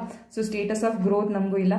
ಮತ್ತು ಇನ್ನೊಂದೇನು ಅಂತಂದರೆ ಪಾಲಿಸೀಸು ಮತ್ತು ಅದರ ಇಂಪ್ಲಿಮೆಂಟೇಷನ್ ಇವುಗಳು ಸಹ ಪ್ರಾಬ್ಲಮ್ಯಾಟಿಕ್ ಆಗಿವೆ. ಅಂತಂದರೆ ಅನೇಕ ಯೋಜನೆಗಳಿವೆ, ಆ ಯೋಜನೆಗಳು ಅವ್ರಿಗೆ ಮುಟ್ತಾ ಇಲ್ಲ ಅಂತಕ್ಕಂಥದ್ದು. ಸೊ ಇವೆಲ್ಲ ನಮಗೆ ಮೇನ್ ಕನ್ಸರ್ನ್ಸ್. ಸರಿ, ಹಾಗಿದ್ರೆ ಸೊಲ್ಯೂಷನ್ ಏನು ಅಂತಂತಂದರೆ 2013ರಲ್ಲಿ ನ್ಯಾಷನಲ್ ಅಡ್ವೈಸರಿ ಕೌನ್ಸಿಲ್ ಈ ರಿಪೋರ್ಟ್ ಏನಿದೆ ಅದೇನು ಹೇಳ್ತದೆ ಅಂತಂದರೆ PVTGsಗಳ ಕುರಿತಾಗಿ ಫಸ್ಟಿಗೆ ನಮ್ಮ ಮಂತ್ರಾಲಯ ಏನಿದೆ, ನಮ್ಮ ಟ್ರೈಬಲ್ ಅಫೇರ್ಸ್ ಮಿನಿಸ್ಟ್ರಿ ಏನಿದೆ, ಅವರು ಫಸ್ಟಿಗೆ ಒಂದು ಜನಗಣತಿಯನ್ನು ಕಂಡಕ್ಟ್ ಮಾಡಬೇಕು, ಜನಗಣತಿಯನ್ನು ನಡೆಸಬೇಕು. ಆ ಜನಗಣತಿಯಲ್ಲಿ ಅಲ್ಲಿರ್ತಕ್ಕಂತಹ ಎಜುಕೇಷನು, ಹೆಲ್ತು, ಹೌಸಿಂಗ್ ಎಲ್ಲ ಫೆಸಿಲಿಟೀಸಿನ ಕುರಿತಾಗಿ ಡೇಟಾಗಳನ್ನು ಕಲೆಕ್ಟ್ ಮಾಡಿಕೊಂಡು ಅದಾದ ನಂತರ ಪಾಲಿಸಿಯನ್ನು, ಯೋಜನೆಯನ್ನು ಡಿಸೈನ್ ಮಾಡಬೇಕು ಅಂತಕ್ಕಂಥದ್ದು. ಸೊ ಈ ಒಂದು ಸೊಲ್ಯೂಷನ್ ನೀವು ಮೆನ್ಷನ್ ಮಾಡಿದರೆ ನಿಮಗೆ ಲೈಕ್ ನಿಮ್ಮ ಸೊಲ್ಯೂಷನ್ಸನ್ನು ನೀವು ಮೆನ್ಷನ್ ಮಾಡಬಹುದು. ಅದೇ ರೀತಿ ಇಲ್ಲಿ ನ್ಯಾಷನಲ್ ಅಡ್ವೈಸರಿ ಕೌನ್ಸಿಲ್ ರಿಪೋರ್ಟಿನ ಪ್ರಕಾರ ಅಂತ ನೀವು ಹೋದರೆ ಇಲ್ಲಿ ನಿಮ್ಮ ಒಂದು ಸೊಲ್ಯೂಷನಿಗೆ ಒಂದು ವೇಟೇಜ್ ಜಾಸ್ತಿ. ಸೊ ಇಷ್ಟು ನಮ್ಮ PVTGಗಳ ಕುರಿತಾಗಿ. ನೋಡಿ, PVTGಗಳ ಕುರಿತಾಗಿ ಅಷ್ಟೇ ನಾವು ನೋಡಿದ್ರೆ ಆಗಲ್ಲ, ಸರಿನಾ. ಸೊ ನಮಗಿವಾಗ PM ಜನ್ಮಾನ್ ಅಂತಕ್ಕಂತಹ ಒಂದು ಯೋಜನೆಯನ್ನು ನಾವು ನೋಡಿದ್ವಿ, ಕರೆಕ್ಟ್ ಅಲ್ವಾ. ಸೊ PM ಜನ್ಮಾನನ ಹೊರತಾಗಿ ನಮ್ಮಲ್ಲಿ ಯಾವ್ಯಾವ ಸ್ಕೀಮ್ಗಳಿವೆ ನಮ್ಮ PVTGಗಳಿಗಾಗಿ ಅಂತಂದರೆ development of particularly vulnerable tribal groups ಅಂತಕ್ಕಂತಹ ಒಂದು ಡೈರೆಕ್ಟ್ ಸ್ಕೀಮ್ ಇದೆ. ಇದರ ಒಂದು ಪ್ರಮುಖ ಅಂಶ ಏನು ಅಂತಂದರೆ ಅವರ ಸಾಮಾಜಿಕ ಮತ್ತು ಆರ್ಥಿಕ ಬೆಳವಣಿಗೆಗೆ ಇದು ಶ್ರಮಿಸ್ತದೆ. ಹೇಗೆ ನೋಡಿ, ಅವರಿಗೆ ಎಜುಕೇಷನ್ ಆಗಿರ್ಬೋದು, ಹೆಲ್ತ್ ಆಗಿರ್ಬೋದು, ಇವೆಲ್ಲ ಫೆಸಿಲಿಟೀಸನ್ನು ಕೊಡುವಂತಹದ್ದು ನಂಬರ್ 1. ಅದೇ ರೀತಿಯಾಗಿ ಅವರ ಒಂದು ಸಂಸ್ಕೃತಿ ಮತ್ತು ಪರಂಪರೆಗಳನ್ನು ಉಳಿಸುವಂತಹ ಒಂದು ಯೋಜನೆ ಇದು, development of particularly vulnerable tribal groups. ಹೌದಾ. ಅದೇ ರೀತಿ PM PVTG ಮಿಷನ್ ಅಂತಕ್ಕಂಥದ್ದನ್ನು ನಾವು ರೀಸೆಂಟಾಗಿ ನೋಡ್ತೇವೆ. ಈ ಒಂದು ಮಿಷನಿನ ಒಂದು ಉದ್ದೇಶ ಏನು ನೋಡಿ, ಅಲ್ಲಿ ನಾವು PVTGs ಅನ್ನ ಕ್ಯಾಟಗರೈಸ್ ಮಾಡುವಾಗಲೇ ನೋಡಿದ್ವಿ, ಅವರು ಆರ್ಥಿಕವಾಗಿ ಹಿಂದುಳಿದಿರ್ತಕ್ಕಂತಹ ಜನಾಂಗ. ಹೌದಾ, ಎಕಾನಾಮಿಕ್ ಬ್ಯಾಕ್ವರ್ಡ್ನೆಸ್ ಅಂತ. ಸೊ ಎಲ್ಲ ಸ್ಕೀಮ್ಗಳಲ್ಲೂ ಈ ಒಂದು ಸೋಷಿಯೋ ಎಕಾನಾಮಿಕ್ ಅಪ್ಗ್ರೇಡೇಷನ್ ಅಥವಾ ಡೆವಲಪ್ಮೆಂಟ್ ಅಂತಕ್ಕಂಥದ್ದು ಇನ್ಕ್ಲೂಡ್ ಆಗೇ ಇರ್ತದಲ್ವಾ. ಸೊ ಆದ್ದರಿಂದ it also PM PVTG mission also aims to improve the socio economic status of vulnerable tribal groups. ಓಕೆನಾ. ಇನ್ಕ್ಲೂಡಿಂಗ್ ಏನೇನು, ಇವರಿಗೆ ಸೇಫ್ ಹೌಸಿಂಗ್ ಆಗಿರಬಹುದು, ಶುದ್ಧ ಕುಡಿಯುವ ನೀರಿನ ವ್ಯವಸ್ಥೆ ಆಗಿರಬಹುದು, ಸ್ಯಾನಿಟೇಷನ್ ಆಗಿರಬಹುದು, education, health, nutrition, almost all ಎಲ್ಲ ಕುರಿತಾಗಿ ನಮಗೆ ಸ್ಕೀಮ್ಸ್ ಬೆನಿಫಿಟ್ಸ್ ಅನ್ನು ನೀಡುವಂತಹದ್ದು, ಸರಿನಾ, PVTGs. ಸರಿ, ಹಾಗಿದ್ರೆ ಇನ್ ಜನರಲ್ ಟ್ರೈಬಲ್ಸಿಗೋಸ್ಕರ, ಬುಡಕಟ್ಟು ಜನಾಂಗಕ್ಕೋಸ್ಕರ ಇರುವಂಥ ಸ್ಕೀಮ್ಗಳು ಯಾವುದಾವುದು ಅಂತಂದರೆ ಟ್ರೈಫೆಡ್ ಇದೆ, digital transformation of tribal schools ಇದೆ, development of particular vulnerable tribal groups ಇದೆ ಸ್ಕೀಮ್ ಇಲ್ಲೂ ಬರುತ್ತೆ, ಪ್ರಧಾನ ಮಂತ್ರಿ ವಂಧನ್ ಯೋಜನಾ ಮತ್ತು MG ನರೇಗಾ ಇವೆಲ್ಲದರ ಕುರಿತಾಗಿ ನೀವು ಒಂದೆರಡು ಲೈನ್ಗಳನ್ನು ನೋಟ್ ಮಾಡ್ಕೊಳ್ಬೇಕು, ಆಯಿತಾ. ನಾನು ಹೇಳಿದ ರೀತಿಯಾಗಿ ನೀವು ಓದಿದರೆ ನಿಮಗೆ ಎಕ್ಸಾಮಲ್ಲಿ ಸಹಾಯಕವಾಗ್ತದೆ. ದಯವಿಟ್ಟು ವಿಡಿಯೋಗಳನ್ನು ಕೊನೆವರೆಗೂ ನೋಡೋದನ್ನು ಕಲೀರಿ ಮತ್ತು ಏನೇನು ಹೇಳ್ತೀವಿ ಅದನ್ನು ಇಂಪ್ಲಿಮೆಂಟ್ ಮಾಡಲಿಕ್ಕೆ ಪ್ರಯತ್ನಿಸಿ ದಯವಿಟ್ಟು, ಓಕೆನಾ. ಸೊ ಈ ರೀತಿ ನಾವು PVTGs ಬಗ್ಗೆ ನೋಡಿದ್ವಿ. ಸೊ ಏನಾದರೂ ಒಂದು ಡೈರೆಕ್ಟ್ ಕ್ವೆಶನ್ ಬಂತು, PVTGs ಅಂತಂತಂದರೆ ಯಾರು, ಅವರ ಕುರಿತಾಗಿ ಸರ್ಕಾರ ಏನೇನು ಕಾರ್ಯಗಳನ್ನ ಕೈಗೊಂಡಿದೆ, ಅದರ ಇಫೆಕ್ಟಿವ್ನೆಸ್ ಏನು ಅಂತಕ್ಕಂಥದ್ದನ್ನು ಕೇಳಿದರೆ PVTGs ಯಾರು, ಅವರನ್ನು ಹೇಗೆ ಕ್ಯಾಟಗರೈಸ್ ಮಾಡ್ತೀವಿ, ಎಷ್ಟು ಜನ ಇದ್ದಾರೆ ಅದನ್ನು ಬರಿತೀವಿ, ಅದ್ರ ಜೊತೆ ಗೌರ್ಮೆಂಟ್ ಸ್ಕೀಮ್ಸನ್ನು ಬರಿತೀರಿ. ಇವೆಲ್ಲ ಅಂಶಗಳನ್ನು ಇಂಪ್ಲಿಮೆಂಟ್ ಆಗಿದವ ಇಲ್ಲ ಅಂತ ನೋಡಲಿಕ್ಕೂ ಸಹ ನಮ್ಮಲ್ಲಿ ಡೇಟಾ ಇಲ್ಲ. ಆದ್ದರಿಂದ ಫಸ್ಟು ಡೇಟಾ ಬರಬೇಕು, ಅದಾದ ನಂತರ ನಾವು ಬೇರೆ ಎಲ್ಲ ಇಂಪ್ಲಿಮೆಂಟೇಷನ್ಗಳನ್ನು ನಾವು ಕೈಗೊಳ್ಳಬಹುದು ಅಂತಕ್ಕಂಥದ್ದನ್ನು ನೀವು ನಿಮ್ಮ ಉತ್ತರದಲ್ಲಿ ಬರೀಲಿಕ್ಕೆ ಪ್ರಯತ್ನಿಸ್ತೀರಾ, ಸರಿನಾ.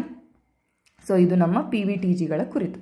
ನೆಕ್ಸ್ಟ್ ನೋಡಿ, calibrating a strategy for India's future growth. ಇದು ಒಂದು ಎಡಿಟೋರಿಯಲ್. ಇದರ ಕುರಿತಾಗಿ ಹೆಚ್ಚೇನು ಅಂಶಗಳಿಲ್ಲ. ನಾನು ನಿಮಗೆ ಕೇವಲವಾಗಿ ಏನು ಹೇಳಲಿಕ್ಕೆ ಇದರಲ್ಲಿ ಹೇಳ್ತೀನಿ ಅಂತಂದರೆ, ಇಂಡಿಯಾದಲ್ಲಿ ತುಂಬ ಒಂದು ಕಾನ್ಸೆಪ್ಟ್ ಇತ್ತು, ಎಕ್ಸ್ಪೋರ್ಟ್ ಲೆಡ್ ಗ್ರೋತ್ ಮತ್ತು ಡೆವಲಪ್ಮೆಂಟ್ ಅಂತಂದರೆ ಭಾರತದಿಂದ ರಫ್ತುಗಳಿಗಾಗಿ ಹೆಚ್ಚು ಒತ್ತನ್ನು ಕೊಡುವ ಒಂದು ಸ್ಕೀಮ್. ಇತ್ತೀಚೆಗೆ ರಫ್ತುಗಳಿಗೆ ಹೆಚ್ಚು ಒತ್ತನ್ನು ಸರ್ಕಾರ ಕೊಡ್ತಾ ಇದೆ. ಅದರ ಕುರಿತಾಗಿ ಈ ಆರ್ಟಿಕಲ್ ಮಾತಾಡ್ತದೆ. ಮೇನ್ಸಿನ GS3ಗೆ Indian economy issues related to planning, mobilisation of resources, growth ಮತ್ತು ಡೆವಲಪ್ಮೆಂಟಿಗೆ ಈ ಒಂದು ಟಾಪಿಕ್ ಬರುವಂತಹದ್ದು. ಆಯಿತಾ, ಇಲ್ಲಿ ನಿಮಗೆ ಕೇವಲವಾಗಿ ಅಂಡರ್ಸ್ಟ್ಯಾಂಡಿಂಗಿಗಷ್ಟೇ ಈ ಒಂದು ಆರ್ಟಿಕಲ್ ಯೂಸ್ಫುಲ್ ಆಗಿದೆ. ಏನು ಅಂಡರ್ಸ್ಟ್ಯಾಂಡಿಂಗು ಅಂತಂದರೆ, ನಾವು ಎಕ್ಸ್ಪೋರ್ಟ್ ಲೆಡ್ ಗ್ರೋತ್ ಮತ್ತು ಡೆವಲಪ್ಮೆಂಟ್ ಮೇಲೆ ಓವರ್ ಡಿಪೆಂಡ್ ಆಗಿದ್ದೀವಿ. ಇದರಿಂದ ನಮ್ಮ ಇಕಾನಮಿಕ್ ಗ್ರೋತ್ ಬೂಸ್ಟ್ ಆಗ್ತದೆ ಅಂತಕ್ಕಂತಹ ಒಂದು ನಂಬಿಕೆ ನಮ್ಮದು ಹೆಚ್ಚಾಗಿದೆ. ಆದರೆ ಈಗ ಇರ್ತಕ್ಕಂತಹ ಜಾಗತಿಕ ಸಂದರ್ಭಗಳು, ಗ್ಲೋಬಲ್ ಸಿಚುವೇಶನ್ ಏನಿದೆ, ಜಿಯೋಪಾಲಿಟಿಕಲ್ ಸಿಚುವೇಶನ್ ಏನಿದೆ, ಅವು ನಮ್ಮ ರಫ್ತುಗಳಿಗಾಗಿ ಫೇವರೇಬಲ್ ಇಲ್ಲ. ಯಾಕೆ? Because of Russia Ukraine war ಆಗಿರಬಹುದು, ಅದೇ ರೀತಿಯಾಗಿ ಗಾಜಾ ಸ್ಟ್ರಿಪ್ಪಲ್ಲಿ ನಡೆಯುತ್ತಿರ್ತಕ್ಕಂಥ ಹಮಾಸ್ ಇಸ್ರೇಲ್ ವಾರ್ ಆಗಿರಬಹುದು. ಇವೆಲ್ಲದರಿಂದ ಏನಾಗ್ತಾ ಇದೆ ಅಂತಂದರೆ, ಗ್ಲೋಬಲೈಸೇಷನ್ ಏನಿದೆ ಡಿಕ್ಲೈನ್ ಆಗ್ತಾ ಇದೆ. ಇಂತಹ ಸಿಚುವೇಶನಲ್ಲಿ ನಾವು ಎಕ್ಸ್ಪೋರ್ಟ್ ಲೆಡ್ ಗ್ರೋತಿನ ಬಗ್ಗೆ ಯೋಚನೆ ಮಾಡುವುದನ್ನು ಪ್ರಮುಖವಾಗಿ ನಿಲ್ಲಿಸಿ ನಾವೇನು ಮಾಡಬೇಕು ಅಂತಂತಂದರೆ, ವಿತಿನ್ ಇಂಡಿಯಾ ನಮ್ಮ ಪ್ರೊಡಕ್ಷನನ್ನು ಮತ್ತು ಕನ್ಸಂಪ್ಷನನ್ನು ಇನ್ಕ್ರೀಸ್ ಮಾಡಬೇಕು. ಹೌದಾ? ಅದೇ ರೀತಿಯಾಗಿ ಎಜುಕೇಷನ್ ಮತ್ತು ಎಂಪ್ಲಾಯಬಿಲಿಟಿ ಬಗ್ಗೆ, ಆಯಿತಾ, ಎಂಪ್ಲಾಯಬಿಲಿಟಿ ಬಗ್ಗೆ ನಾವು ಫೋಕಸ್ ಕೊಡಬೇಕು ಮತ್ತು ಸ್ಕಿಲ್ ಅಪ್ಗ್ರೇಡೇಷನ್ ಬಗ್ಗೆ ನಾವು ಹೆಚ್ಚು ಒತ್ತು ಕೊಟ್ಟರೆ ಭಾರತದ ಗ್ರೋತ್ ಏನಿದೆ, ಈ ಎಕ್ಸ್ಪೋರ್ಟ್ ಲೆಡ್ ಗ್ರೋತ್ನಿಂದ ಆಗಬೇಕಾಗಿರ್ತಕ್ಕಂಥ ಗ್ರೋತನ್ನು ನಾವು ಈ ಪ್ರಮುಖ 3 ಅಂಶಗಳಿಂದ ನಾವು ಕವರ್ ಮಾಡಬಹುದು. ಸೈಮಲ್ಟೇನಿಯಸ್ಲಿ ಎಷ್ಟಾಗ್ತದೆ ಅಷ್ಟು ರಫ್ತುಗಳ ಬಗ್ಗೆನೂ ನಾವು ಪ್ರಯತ್ನಿಸೋಣ ಅಂತಕ್ಕಂಥದ್ದನ್ನು ನಾವು ಇಲ್ಲಿ ಹೇಳ್ತೇವೆ. ಇದನ್ಯಾಕೆ ಮೇಡಮ್ ನೀವು ಡಿಸ್ಕಸ್ ಮಾಡ್ತಾ ಇದ್ದೀರಾ, ಇದರ ಅವಶ್ಯಕತೆನೂ ಇಲ್ವಲ್ಲ ಅಂತಂದರೆ, ನೋಡಿ, ಡೆವಲಪ್ಮೆಂಟ್ ಮತ್ತು ಗ್ರೋತ್ ಕುರಿತಾಗಿ ಯಾವುದೇ ಮೇನ್ಸ್ನಲ್ಲಿ ಪ್ರಶ್ನೆ ಬಂದಾಗ ನೀವು ಹೇಳಬಹುದು ಎಕ್ಸ್ಪೋರ್ಟ್ ಲೆಡ್ ಗ್ರೋತ್ ಏನಿದೆ ಅದು ಒಂದು ಪಾಸಿಬಿಲಿಟಿ. ಆದರೆ ನಮ್ಮ ಜಾಗತಿಕ ಅಂಶಗಳ ಕಾರಣದಿಂದಾಗಿ ಇದು ಒಂದು ಮೂಲೆ ಗುಂಪಾಗುವ ಸಾಧ್ಯತೆ ಹೆಚ್ಚಾಗಿದೆ. ಆದ್ದರಿಂದ ಇದಕ್ಕೆ ಅಲ್ಟರ್ನೇಟಿವ್ಗಳು ಬೇಕು ಅಂತ ಸಜೆಸ್ಟ್ ಮಾಡಲಿಕ್ಕೆ ಮಾತ್ರ ಈ ಒಂದು ಆರ್ಟಿಕಲ್ ಇದೆ. ಇಷ್ಟು ಅರ್ಥ ಆದರೆ ಸಾಕು, ನೀವು ಈ ಆರ್ಟಿಕಲ್ನ ಓದುವ ಅವಶ್ಯಕತೆ ಇಲ್ಲ. ಹಾಗೂ ಓದಬೇಕು ಅಂತಂತಂದರೆ ಈ ಒಂದು ಟೈಟಲನ್ನು ನೀವು ಬಳಸ್ಕೊಂಡು ಈ ಕೊಟ್ಟಿರ್ತಕ್ಕಂಥ ಆರ್ಟಿಕಲನ್ನು ನೀವು ಓದಬಹುದು. ಓಕೆನಾ? ಸೊ ನೆಕ್ಸ್ಟ್ ನೋಡೋಣ. ನಮ್ಮ ಇನ್ನೊಂದು ಸುಲಭವಾಗಿರ್ತಕ್ಕಂಥ ಬಟ್ ಯೆಟ್ ಇಂಪಾರ್ಟೆಂಟ್ ಆಗಿರ್ತಕ್ಕಂಥ ಒಂದು ಆರ್ಟಿಕಲ್ ಇದೆ, global partnership for AI summit. ಈ ಒಂದು ಸಮಿಟ್, ಈ ಒಂದು ಶೃಂಗಸಭೆ ಏನಿದೆ ಎಲ್ಲಿ ನಡೀತು ಅಂತಂದರೆ ಭಾರತದಲ್ಲಿ ನವದೆಹಲಿಯಲ್ಲಿ ನಡೀತು. ಓಕೆನಾ? ಸರಿ, ಭಾರತದಲ್ಲಿ ನಡೆದಿದ್ದರಿಂದ ಇದು ತುಂಬ ಇಂಪಾರ್ಟೆಂಟ್ ಆಗ್ತದೆ. ಮತ್ತು ಇದರಿಂದ ನ್ಯೂ ಡೆಲ್ಲಿ ಡಿಕ್ಲರೇಷನ್ ಅಂತಕ್ಕಂತಹ ಒಂದು ಡಿಕ್ಲರೇಷನ್ ಅನ್ನು ಸಹ ನೀಡಿದ್ದಾರೆ. ಅದನ್ನು ಸಹ ನಮಗೆ ಇಂಪಾರ್ಟೆಂಟ್ ಆಗ್ತದೆ. ಕ್ವಿಕ್ ಆಗಿ ನಾವು ನೋಡ್ಬಿಡೋಣ. ಓಕೆನಾ? ಸೊ ಪ್ರಿಲಿಮ್ಸ್ನಲ್ಲಿ current events of national and international importance, obviously, ಯಾಕಂದರೆ ಈ ಶೃಂಗಸಭೆ ನಡೀತು ಆದ್ದರಿಂದ. ಮತ್ತು GS3ಯಲ್ಲಿ ನಮಗೆ ಟೆಕ್ನಾಲಜಿಗೆ ಸಂಬಂಧಪಟ್ಟಂತೆ ಮತ್ತು ಇಂಟರ್ನ್ಯಾಷನಲ್ ಕೊಲಾಬರೇಷನ್ಗೆ ಸಂಬಂಧಪಟ್ಟಂತೆ ಇದು ಇಂಪಾರ್ಟೆಂಟ್ ಆಗ್ತದೆ. ನೋಡಿ, ಸಿಂಪಲ್ ಆಗಿದೆ, annual global partnership for artificial intelligence summit. ಆಯಿತಾ? ಇದೆಲ್ಲಿ ನಡೀತು? ನ್ಯೂ ಡೆಲ್ಲಿ ನವದೆಹಲಿಯಲ್ಲಿ ಭಾರತ ಮಂಟಪದಲ್ಲಿ ನಡೆಯಿತು. ಆಯಿತಾ? ಸರಿಯಾ? ಸೊ ಇದರ ಒಂದು ಮೇನ್ ಆಬ್ಜೆಕ್ಟಿವ್ ಏನಿತ್ತು ಅಂತಂತಂದರೆ, ಆರ್ಟಿಫಿಷಿಯಲ್ ಇಂಟೆಲಿಜೆನ್ಸಿನ ಕುರಿತಾಗಿ. ಆರ್ಟಿಫಿಷಿಯಲ್ ಇಂಟೆಲಿಜೆನ್ಸನ್ನು ನಾವು ಹೇಗೆ ಸೇಫ್ ಆಗಿ ಬಳಸಬಹುದು, ಹಾಗೆ ಡೆವಲಪ್ ಮಾಡಬಹುದು ಮತ್ತು ಅವುಗಳ ಚಾಲೆಂಜಸನ್ನು ಕಡಿಮೆ ಮಾಡಬಹುದು ಅಂತಕ್ಕಂಥದ್ರ ಬಗ್ಗೆ ಡಿಸ್ಕಷನ್ ನಡೀತು. ಇದನ್ನು ಸರಿಸುಮಾರು 29 ದೇಶಗಳು ಭಾಗವಹಿಸಿದ್ರು ಈ ಶೃಂಗಸಭೆಯಲ್ಲಿ. ಆಯಿತಾ? ಮೆಜಾರಿಟಿಯಲ್ಲಿಂದ ನಮ್ಮ ಉತ್ತರ ಮತ್ತು ದಕ್ಷಿಣ ಅಮೆರಿಕಾದಿಂದ, ಯುರೋಪ್ನಿಂದ ಮತ್ತು ಏಷ್ಯಾದಿಂದ. ನೋಡಿ, ಚೈನಾ ಇದರ ಭಾಗವಾಗಿರಲಿಲ್ಲ. ಆಯಿತಾ? ಸೊ ಈ ಒಂದು global partnership for artificial intelligence summit ಏನಿದೆ, ಹೋದ ವರ್ಷ ಎಲ್ಲಿ ನಡೆದಿತ್ತು ಅಂದರೆ ಜಪಾನಿನ ಒಸಾಕಾದಲ್ಲಿ ನಡೆದಿತ್ತು. ಈ ವರ್ಷ ಭಾರತದಲ್ಲಿ ನಡೆದಿದೆ. ಮತ್ತು 2024ರಲ್ಲೂ ಸಹ ಭಾರತವೇ ಈ ಒಂದು ಗ್ರೂಪಿಂಗಿನ ಚೇರ್ಮನ್ಶಿಪ್ಪನ್ನು ತೆಗೆದುಕೊಳ್ಳಲಿದೆ. ಆಯಿತಾ? ಸೊ ಇಷ್ಟೇ ನಮ್ಗೆ ಬೇಕಾಗಿರ್ತಕ್ಕಂಥದ್ದು ಈ ಒಂದು ಗ್ಲೋಬಲ್ ಸಮ್ಮಿಟ್ ಅಥವಾ ಈ ಒಂದು ಗ್ರೂಪಿಂಗಿನ ಕುರಿತಾಗಿ. ಸರಿ, ಈ ಒಂದು ಸಮ್ಮಿಟಿನ ಸಹಾಯದಿಂದ ಅಥವಾ ಈ ಸಮ್ಮಿಟ್ನಲ್ಲಿ ಹೊರಬಂದಿರತಕ್ಕಂಥ ಡಿಕ್ಲರೇಷನ್ ಏನು ಅಂತಂದರೆ ನ್ಯೂ ಡೆಲ್ಲಿ ಡಿಕ್ಲರೇಷನ್. ಆಯಿತಾ? ಈ ಡಿಕ್ಲರೇಷನಲ್ಲಿ ಏನೂ ಇಲ್ಲ.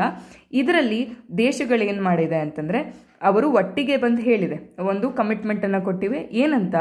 Principles for responsible stewardship of trustworthy artificial intelligence. ನೋಡಿ, ಇದರಲ್ಲಿ ಡೇಟಾ ಅಂತ ಸ್ಪೆಸಿಫಿಕ್ ಆಗಿ ಏನೂ ಇಲ್ಲ.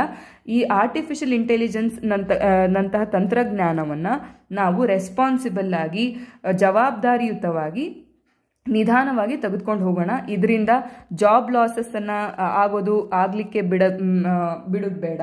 ಅದೇ ರೀತಿ ಈ ಒಂದು ಆರ್ಟಿಫಿಷಿಯಲ್ ಇಂಟೆಲಿಜೆನ್ಸು ಹ್ಯೂಮನ್ಸನ್ನು ಓವರ್ ಪವರ್ ಮಾಡೋದು ಬೇಡ. ಈ ರೀತಿಯಾಗಿ ಕೆಲವೊಂದು ಅಂಶಗಳನ್ನು ನಾವು ನೋಡ್ತೇವೆ ಅಷ್ಟೇ. ಓಕೆನಾ?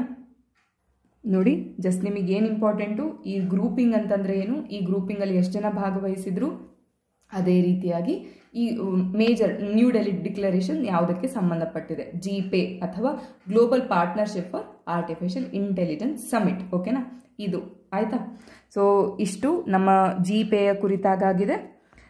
ನೆಕ್ಸ್ಟ್ ನಾವು ನೋಡೋಣ ನಮ್ಮ ಕಾನ್ಫರೆನ್ಸ್ ಆಫ್ ಪಾರ್ಟೀಸ್. 28ನೇ ಕಾನ್ಫರೆನ್ಸ್ ಆಫ್ ಪಾರ್ಟೀಸ್ ನಮ್ಮ UNFCCದು. ಹೌದಾ? ಈ ಒಂದು UNFCCಯ 28ನೇ ಕಾನ್ಫರೆನ್ಸ್ ಆಫ್ ಪಾರ್ಟೀಸ್ ಎಲ್ಲಿ ನಡೀತು? ದುಬೈ, UAEಯ ದುಬೈಯಲ್ಲಿ ನಡೀತು. ನೋಡಿ, ಒಂದು ಪೆಟ್ರೋಲಿಯಂ ಸರಬರಾಜು ಮಾಡ್ತಿರ್ತಕ್ಕಂಥ ದೇಶ ಪ್ರಪ್ರಥಮ ಬಾರಿಗೆ ನಮ್ಮದು UNFCCಯ ಕಾನ್ಫರೆನ್ಸ್ ಆಫ್ ಪಾರ್ಟೀಸನ್ನು ಹೋಸ್ಟ್ ಮಾಡಿರ್ತಕ್ಕಂಥದ್ದು ಅಲ್ವಾ. ಸೊ ಆದ್ದರಿಂದ ಇದರಲ್ಲಿ ಏನೇನು ಪ್ರಮುಖವಾಗಿರ್ತಕ್ಕಂಥ ಮುಖ್ಯಾಂಶಗಳು ಏನೇನು ಹೊರಬಂದಿವೆ ಈ ಒಂದು ಕಾನ್ಫರೆನ್ಸ್ ಆಫ್ ಪಾರ್ಟೀಸಿಂದ ಅಂತಕ್ಕಂಥದ್ದನ್ನು ನಾವು ನೋಡಿದ್ರೆ ಆಯಿತು. ಸರಿನಾ? ಕ್ಲಿಯರ್ಲಿ ನೋಡಿ, ಪ್ರಿಲಿಮ್ಸ್ನಲ್ಲಿ current events of national international importance ಮತ್ತು ಎನ್ವಿರಾನ್ಮೆಂಟ್ ಟಾಪಿಕ್ಗೆ ಡೈರೆಕ್ಟಾಗಿ ಬರುವಂತಹ, ಡೈರೆಕ್ಟ್ಲಿ ಲಿಂಕ್ಡ್ ಇರುವಂತಹ ಟಾಪಿಕ್ ಇದು. ನೋಡಿ, ಎನ್ವಿರಾನ್ಮೆಂಟ್ ಟಾಪಿಕ್ನಿಂದ ಸರಿಸುಮಾರು 10ರಿಂದ 15 ಕ್ವೆಶನ್ಸು ಪ್ರತಿ ವರ್ಷ ಬರ್ತಾ ಇವೆ ಮತ್ತು ಪ್ರತಿ ವರ್ಷ ಇನ್ಕ್ರೀಸ್ ಆಗ್ತಾ ಇವೆ. ಆಯಿತಾ? ಸಿಂಪಲ್, ಮಾಡರೇಟ್ ಮತ್ತು ಡಿಫಿಕಲ್ಟ್ ಕ್ವೆಶನ್ 3 ತರಹದ್ದು ಈ ಗಮನದಲ್ಲಿ ನಾವು ಇಟ್ಕೊಳ್ಬೇಕು. ಎನ್ವಿರಾನ್ಮೆಂಟ್ನಿಂದ ಡಿಫಿಕಲ್ಟ್ ಕ್ವೆಶನ್ಸ್ ಸಹ ಬರ್ತಾ ಇವೆ, ಸಿಂಪಲ್ಲು ಬರ್ತಾ ಇವೆ. ಮತ್ತು ಈ ರೀತಿಯಾಗಿರ್ತಕ್ಕಂಥ ಟಾಪಿಕ್ಗಳೇನಿವೆ ಇವು ಡೈರೆಕ್ಟ್ಲಿ ರಿಲೆವೆಂಟ್ ಆಗ್ತದೆ ನಮ್ಮ ಪ್ರಿಲಿಮ್ಸ್ಗೆ. ಮೇನ್ಸ್ನಲ್ಲೂ ಸಹ ಕನ್ಸರ್ವೇಷನ್, ಎನ್ವಿರಾನ್ಮೆಂಟಲ್ ಪೊಲ್ಯೂಷನ್ ಮತ್ತು ಡಿಗ್ರೇಡೇಷನಲ್ಲಿ ಡೆಫಿನೆಟ್ಲಿ ಇದು ಹೈಲಿ ಇಂಪಾರ್ಟೆಂಟ್, ಹೈಲಿ ರಿಲೆವೆಂಟ್ ಆಗಿರ್ತಕ್ಕಂತಹ ಒಂದು ಟಾಪಿಕ್. ಆಯಿತಾ? ಸೊ ಇಲ್ಲಿ first of all Dubai consensus ಅಂತ ಅಂದರೆ ದುಬೈ ಅಗ್ರಿಮೆಂಟ್ ಏನು ಅಂತಂತಂದರೆ, ಫಸ್ಟ್ ಆಫ್ ಆಲು ಇದರಲ್ಲಿ ಏನು ಹೇಳ್ತಾರೆ ಅಂತಂದರೆ ಫಾಸಿಲ್ ಫ್ಯೂಯಲ್ ಡಿಪೆಂಡೆನ್ಸಿಯನ್ನು ನಾವು ರೆಡ್ಯೂಸ್ ಮಾಡಬೇಕು ಅಂತಕ್ಕಂಥದ್ದಕ್ಕೆ ಇವರು ಎಲ್ಲರೂ ಒಪ್ಪಿಗೆಯನ್ನು ನೀಡ್ತಾರೆ. ಫಾಸಿಲ್ ಫ್ಯೂಯಲ್ ಡಿಪೆಂಡೆನ್ಸಿನ ರೆಡ್ಯೂಸ್ ಹೆಂಗೆ ಮಾಡಬೇಕು? ಕೆಲವೊಬ್ರು ಏನು ಮಾಡಿದರು, ಫೇಸ್ ಡೌನ್ ಮಾಡಬೇಕು ಅಂತ ಹೇಳಿದರು, ಅಥವಾ ಫೇಸ್ ಔಟ್ ಮಾಡಬೇಕು ಅಂತಕ್ಕಂತಹದ್ದು ತುಂಬ ವ್ಯಾಪಕವಾಗಿ ಕೇಳಿ ಬರ್ತಾ ಇತ್ತು. ಫೇಸ್ ಡೌನ್ ಮತ್ತು ಫೇಸ್ ಔಟ್ ಅಂತಂದರೆ ಸಂಪೂರ್ಣವಾಗಿ ಮತ್ತು ಖಡಾಖಂಡಿತವಾಗಿ ಕಡಿಮೆ ಮಾಡುವಂತಹದ್ದು. ಆಯಿತಾ? ಬಟ್ ಏನು, ಈ ಒಂದು ಪರ್ಟಿಕ್ಯುಲರ್ ಈ 2 ವರ್ಡ್ಸ್ ಏನಿದೆ ಇವುಗಳನ್ನು ನಾವು ಬಳಸಲಿಲ್ಲ. ಬದಲಾಗಿ ಅವ್ರು ಏನು ಹೇಳಿದರು ಅಂದರೆ transitioning away from fossil fuels ಅಂತಂದರೆ ನಿಧಾನವಾಗಿ ನಾವು ಈ ಪಳವಳಿಕೆ ಇಂಧನಗಳಿಂದ 0 ಎಮಿಷನ್ಗೆ ಮೂವ್ ಆಗೋಣ ಅಂತಕ್ಕಂತಹ ಒಂದು ಡಿಕ್ಲರೇಷನನ್ನು ಕೊಟ್ಟರು. ಸೊ ಇಲ್ಲಿ ನೋಡಿ, ಲ್ಯಾಂಗ್ವೇಜಿನ ಹಾರ್ಶ್ನೆಸ್, ಒಂದು ಏನಂತೀವಿ ಖಡಕ್ ಉತ್ತರಗಳು ಅಥವಾ ಡಿಫಿಕಲ್ಟ್ ಲ್ಯಾಂಗ್ವೇಜ್, ಟಫ್ ಲ್ಯಾಂಗ್ವೇಜ್ ಇದೆ ಅಲ್ವಾ, ಡೈರೆಕ್ಟ್ ಲ್ಯಾಂಗ್ವೇಜನ್ನು ಇವರು ಯೂಸ್ ಮಾಡಲಿಲ್ಲ. ಓಕೆನಾ? ಸೊ ಈ ಒಂದು transitioning away from fossil fuels to achieve net 0 emission by 2050 ಇದು ಏನಿದೆ ಇದನ್ನು ಸರಿಸುಮಾರು 200 ದೇಶಗಳು ಒಪ್ಕೊಂಡಿದ್ದಾವೆ. ಆಯಿತಾ? ಇದ್ರ ಕುರಿತಾಗಿ ಭಾರತ ಏನು ಹೇಳ್ತಾ ಇದೆ ಅಂತಕ್ಕಂಥದ್ದನ್ನು ನಾವು ನೋಡೋಣ. ಯಾಕಂತಂದ್ರೆ ನಮಗೆಲ್ಲ ಗೊತ್ತಿದೆ, India is also one of the proponent for mitigation and adaptation actions for climate change. ಹೌದಲ್ವಾ? ಸೊ ಆದ್ದರಿಂದ ಭಾರತದ ನಿಲುವುಗಳು ಸಹ ನಮಗೆ ಬಹಳ ಇಂಪಾರ್ಟೆಂಟ್ ಆಗ್ತದೆ. ಫಸ್ಟ್ ಥಿಂಗ್ ಏನು ಅಂತಂದರೆ ಲಾಸ್ ಆ್ಯಂಡ್ ಡ್ಯಾಮೇಜ್ ಫಂಡ್. ಏನಿದು ಲಾಸ್ ಆ್ಯಂಡ್ ಡ್ಯಾಮೇಜ್ ಫಂಡು ಅಂತಂದರೆ, ಫಾರ್ ಎಕ್ಸಾಂಪಲ್ ನೋಡಿ, ಇಲ್ಲಿ US ಮತ್ತು ಚೈನಾ ಇವರು ಲಾರ್ಜೆಸ್ಟ್ ಎಮಿಟರ್ಸ್. ಹೌದಾ? India is 3rd largest emitter. ಹೌದು, ಯಾವುದು ಗ್ಲೋಬಲ್ ಗ್ರೀನ್ ಹೌಸ್ ಗ್ಯಾಸಸ್ದು. ಆದರೆ ಪೂರ್ತಿ ವರ್ಲ್ಡ್ ಆವ್ರೇಜ್ಗಿಂತನೂ ಸಹ ಭಾರತದ ಎಮಿಷನ್ಸ್ ಏನಿದೆ ಕಡಿಮೆ ಇದೆ. ಸೊ US ಮತ್ತು ಚೈನಾ ಲಾರ್ಜೆಸ್ಟ್ ಎಮಿಟರ್ಸ್ ಅಲ್ವಾ. ಈ US ಮತ್ತು ಚೈನಾ ಎಮಿಟ್ ಮಾಡ್ತಿರ್ತಕ್ಕಂತಹ ಈ ಗ್ರೀನ್ ಹೌಸ್ ಗ್ಯಾಸಸ್ನಿಂದ ಕ್ಲೈಮೇಟ್ ಚೇಂಜ್ ಆಗ್ತಾ ಇದೆ. ಈ ಕ್ಲೈಮೇಟ್ ಚೇಂಜ್ನಿಂದ ಏನಾಗ್ತಾ ಇದೆ ಅಂದರೆ ಇಲ್ಲಿರ್ತಕ್ಕಂತಹ ಪೆಸಿಫಿಕ್ ಐಲ್ಯಾಂಡ್ ನೇಷನ್ಗಳೇನಿದೆ ಇವುಗಳು ಅಫೆಕ್ಟ್ ಆಗ್ತಾ ಇವೆ. ಹೌದಾ? ಅದೇ ರೀತಿ ಆಫ್ರಿಕನ್ ಕಂಟ್ರೀಸ್ ಅಫೆಕ್ಟ್ ಆಗ್ತದೆ, ಅದೇ ರೀತಿ ಭಾರತ ಕೂಡ ಅಫೆಕ್ಟ್ ಆಗ್ತಾ ಇದೆ. ಸೊ ಈ ಲಾಸ್ ಮತ್ತು ಡ್ಯಾಮೇಜನ್ನು ಫುಲ್ಫಿಲ್ ಮಾಡುವಂಥವ್ರು ಯಾರು ಅಂತಕ್ಕಂಥ ಪ್ರಶ್ನೆಗೆ ಈ ಲಾಸ್ ಆ್ಯಂಡ್ ಡ್ಯಾಮೇಜ್ ಫಂಡ್ ಉತ್ತರವನ್ನು ನೀಡ್ತದೆ. ಸೊ ಇಲ್ಲೇನಾಯಿತು ಅಂತಂದರೆ ಇಲ್ಲಿರ್ತಕ್ಕಂತಹ ಸದಸ್ಯ ರಾಷ್ಟ್ರಗಳು ಏನು ಹೇಳ್ತಾ ಇವೆ ಅಂತಂದರೆ ಲಾಸ್ ಆ್ಯಂಡ್ ಡ್ಯಾಮೇಜ್ ಫಂಡ್ ಇದನ್ನು ನಾವು ಅಸ್ತಿತ್ವಕ್ಕೆ ತರೋಣ ಅಂತ. ಯಾಕೆ ಅಂತಂದರೆ ಯಾವ ಒಂದು ದೇಶಗಳು ಈ ಕ್ಲೈಮೇಟ್ ಚೇಂಜಿನ ಒಂದು ತೀವ್ರತೆಯನ್ನು ಪ್ರಭಾವವನ್ನು ಫೇಸ್ ಮಾಡ್ತಾ ಇದ್ದಾವೋ ಆ ಒಂದು ದೇಶಗಳಿಗೆ ರಾಷ್ಟ್ರಗಳಿಗೆ ಸಹಾಯ ಮಾಡಲಿಕ್ಕೆ ಈ ಒಂದು ಫಂಡ್ ಏನಿದೆ ಅದು ವರ್ಕ್ ಮಾಡ್ತದೆ ಅಥವಾ ಹೆಲ್ಪ್ ಮಾಡ್ತದೆ. ಇದರ ಒಂದು ಜವಾಬ್ದಾರಿಯನ್ನು ಯಾರು ನೋಡ್ಕೊಳ್ತಾ ಇದ್ದಾರೆ ಅಂತಂತಂದರೆ ವರ್ಲ್ಡ್ ಬ್ಯಾಂಕ್. ಓಕೆನಾ? ಸೊ ಇದನ್ನೊಂದು ನೆನ್ಪಿಟ್ಕೊಳ್ಳಿ, ಎಲ್ಲಿವರೆಗೂ 4 ವರ್ಷದವರೆಗೂ ನೋಡ್ಕೊಳ್ತಾ ಇರ್ತದೆ. ಇದನ್ನು ಯಾವ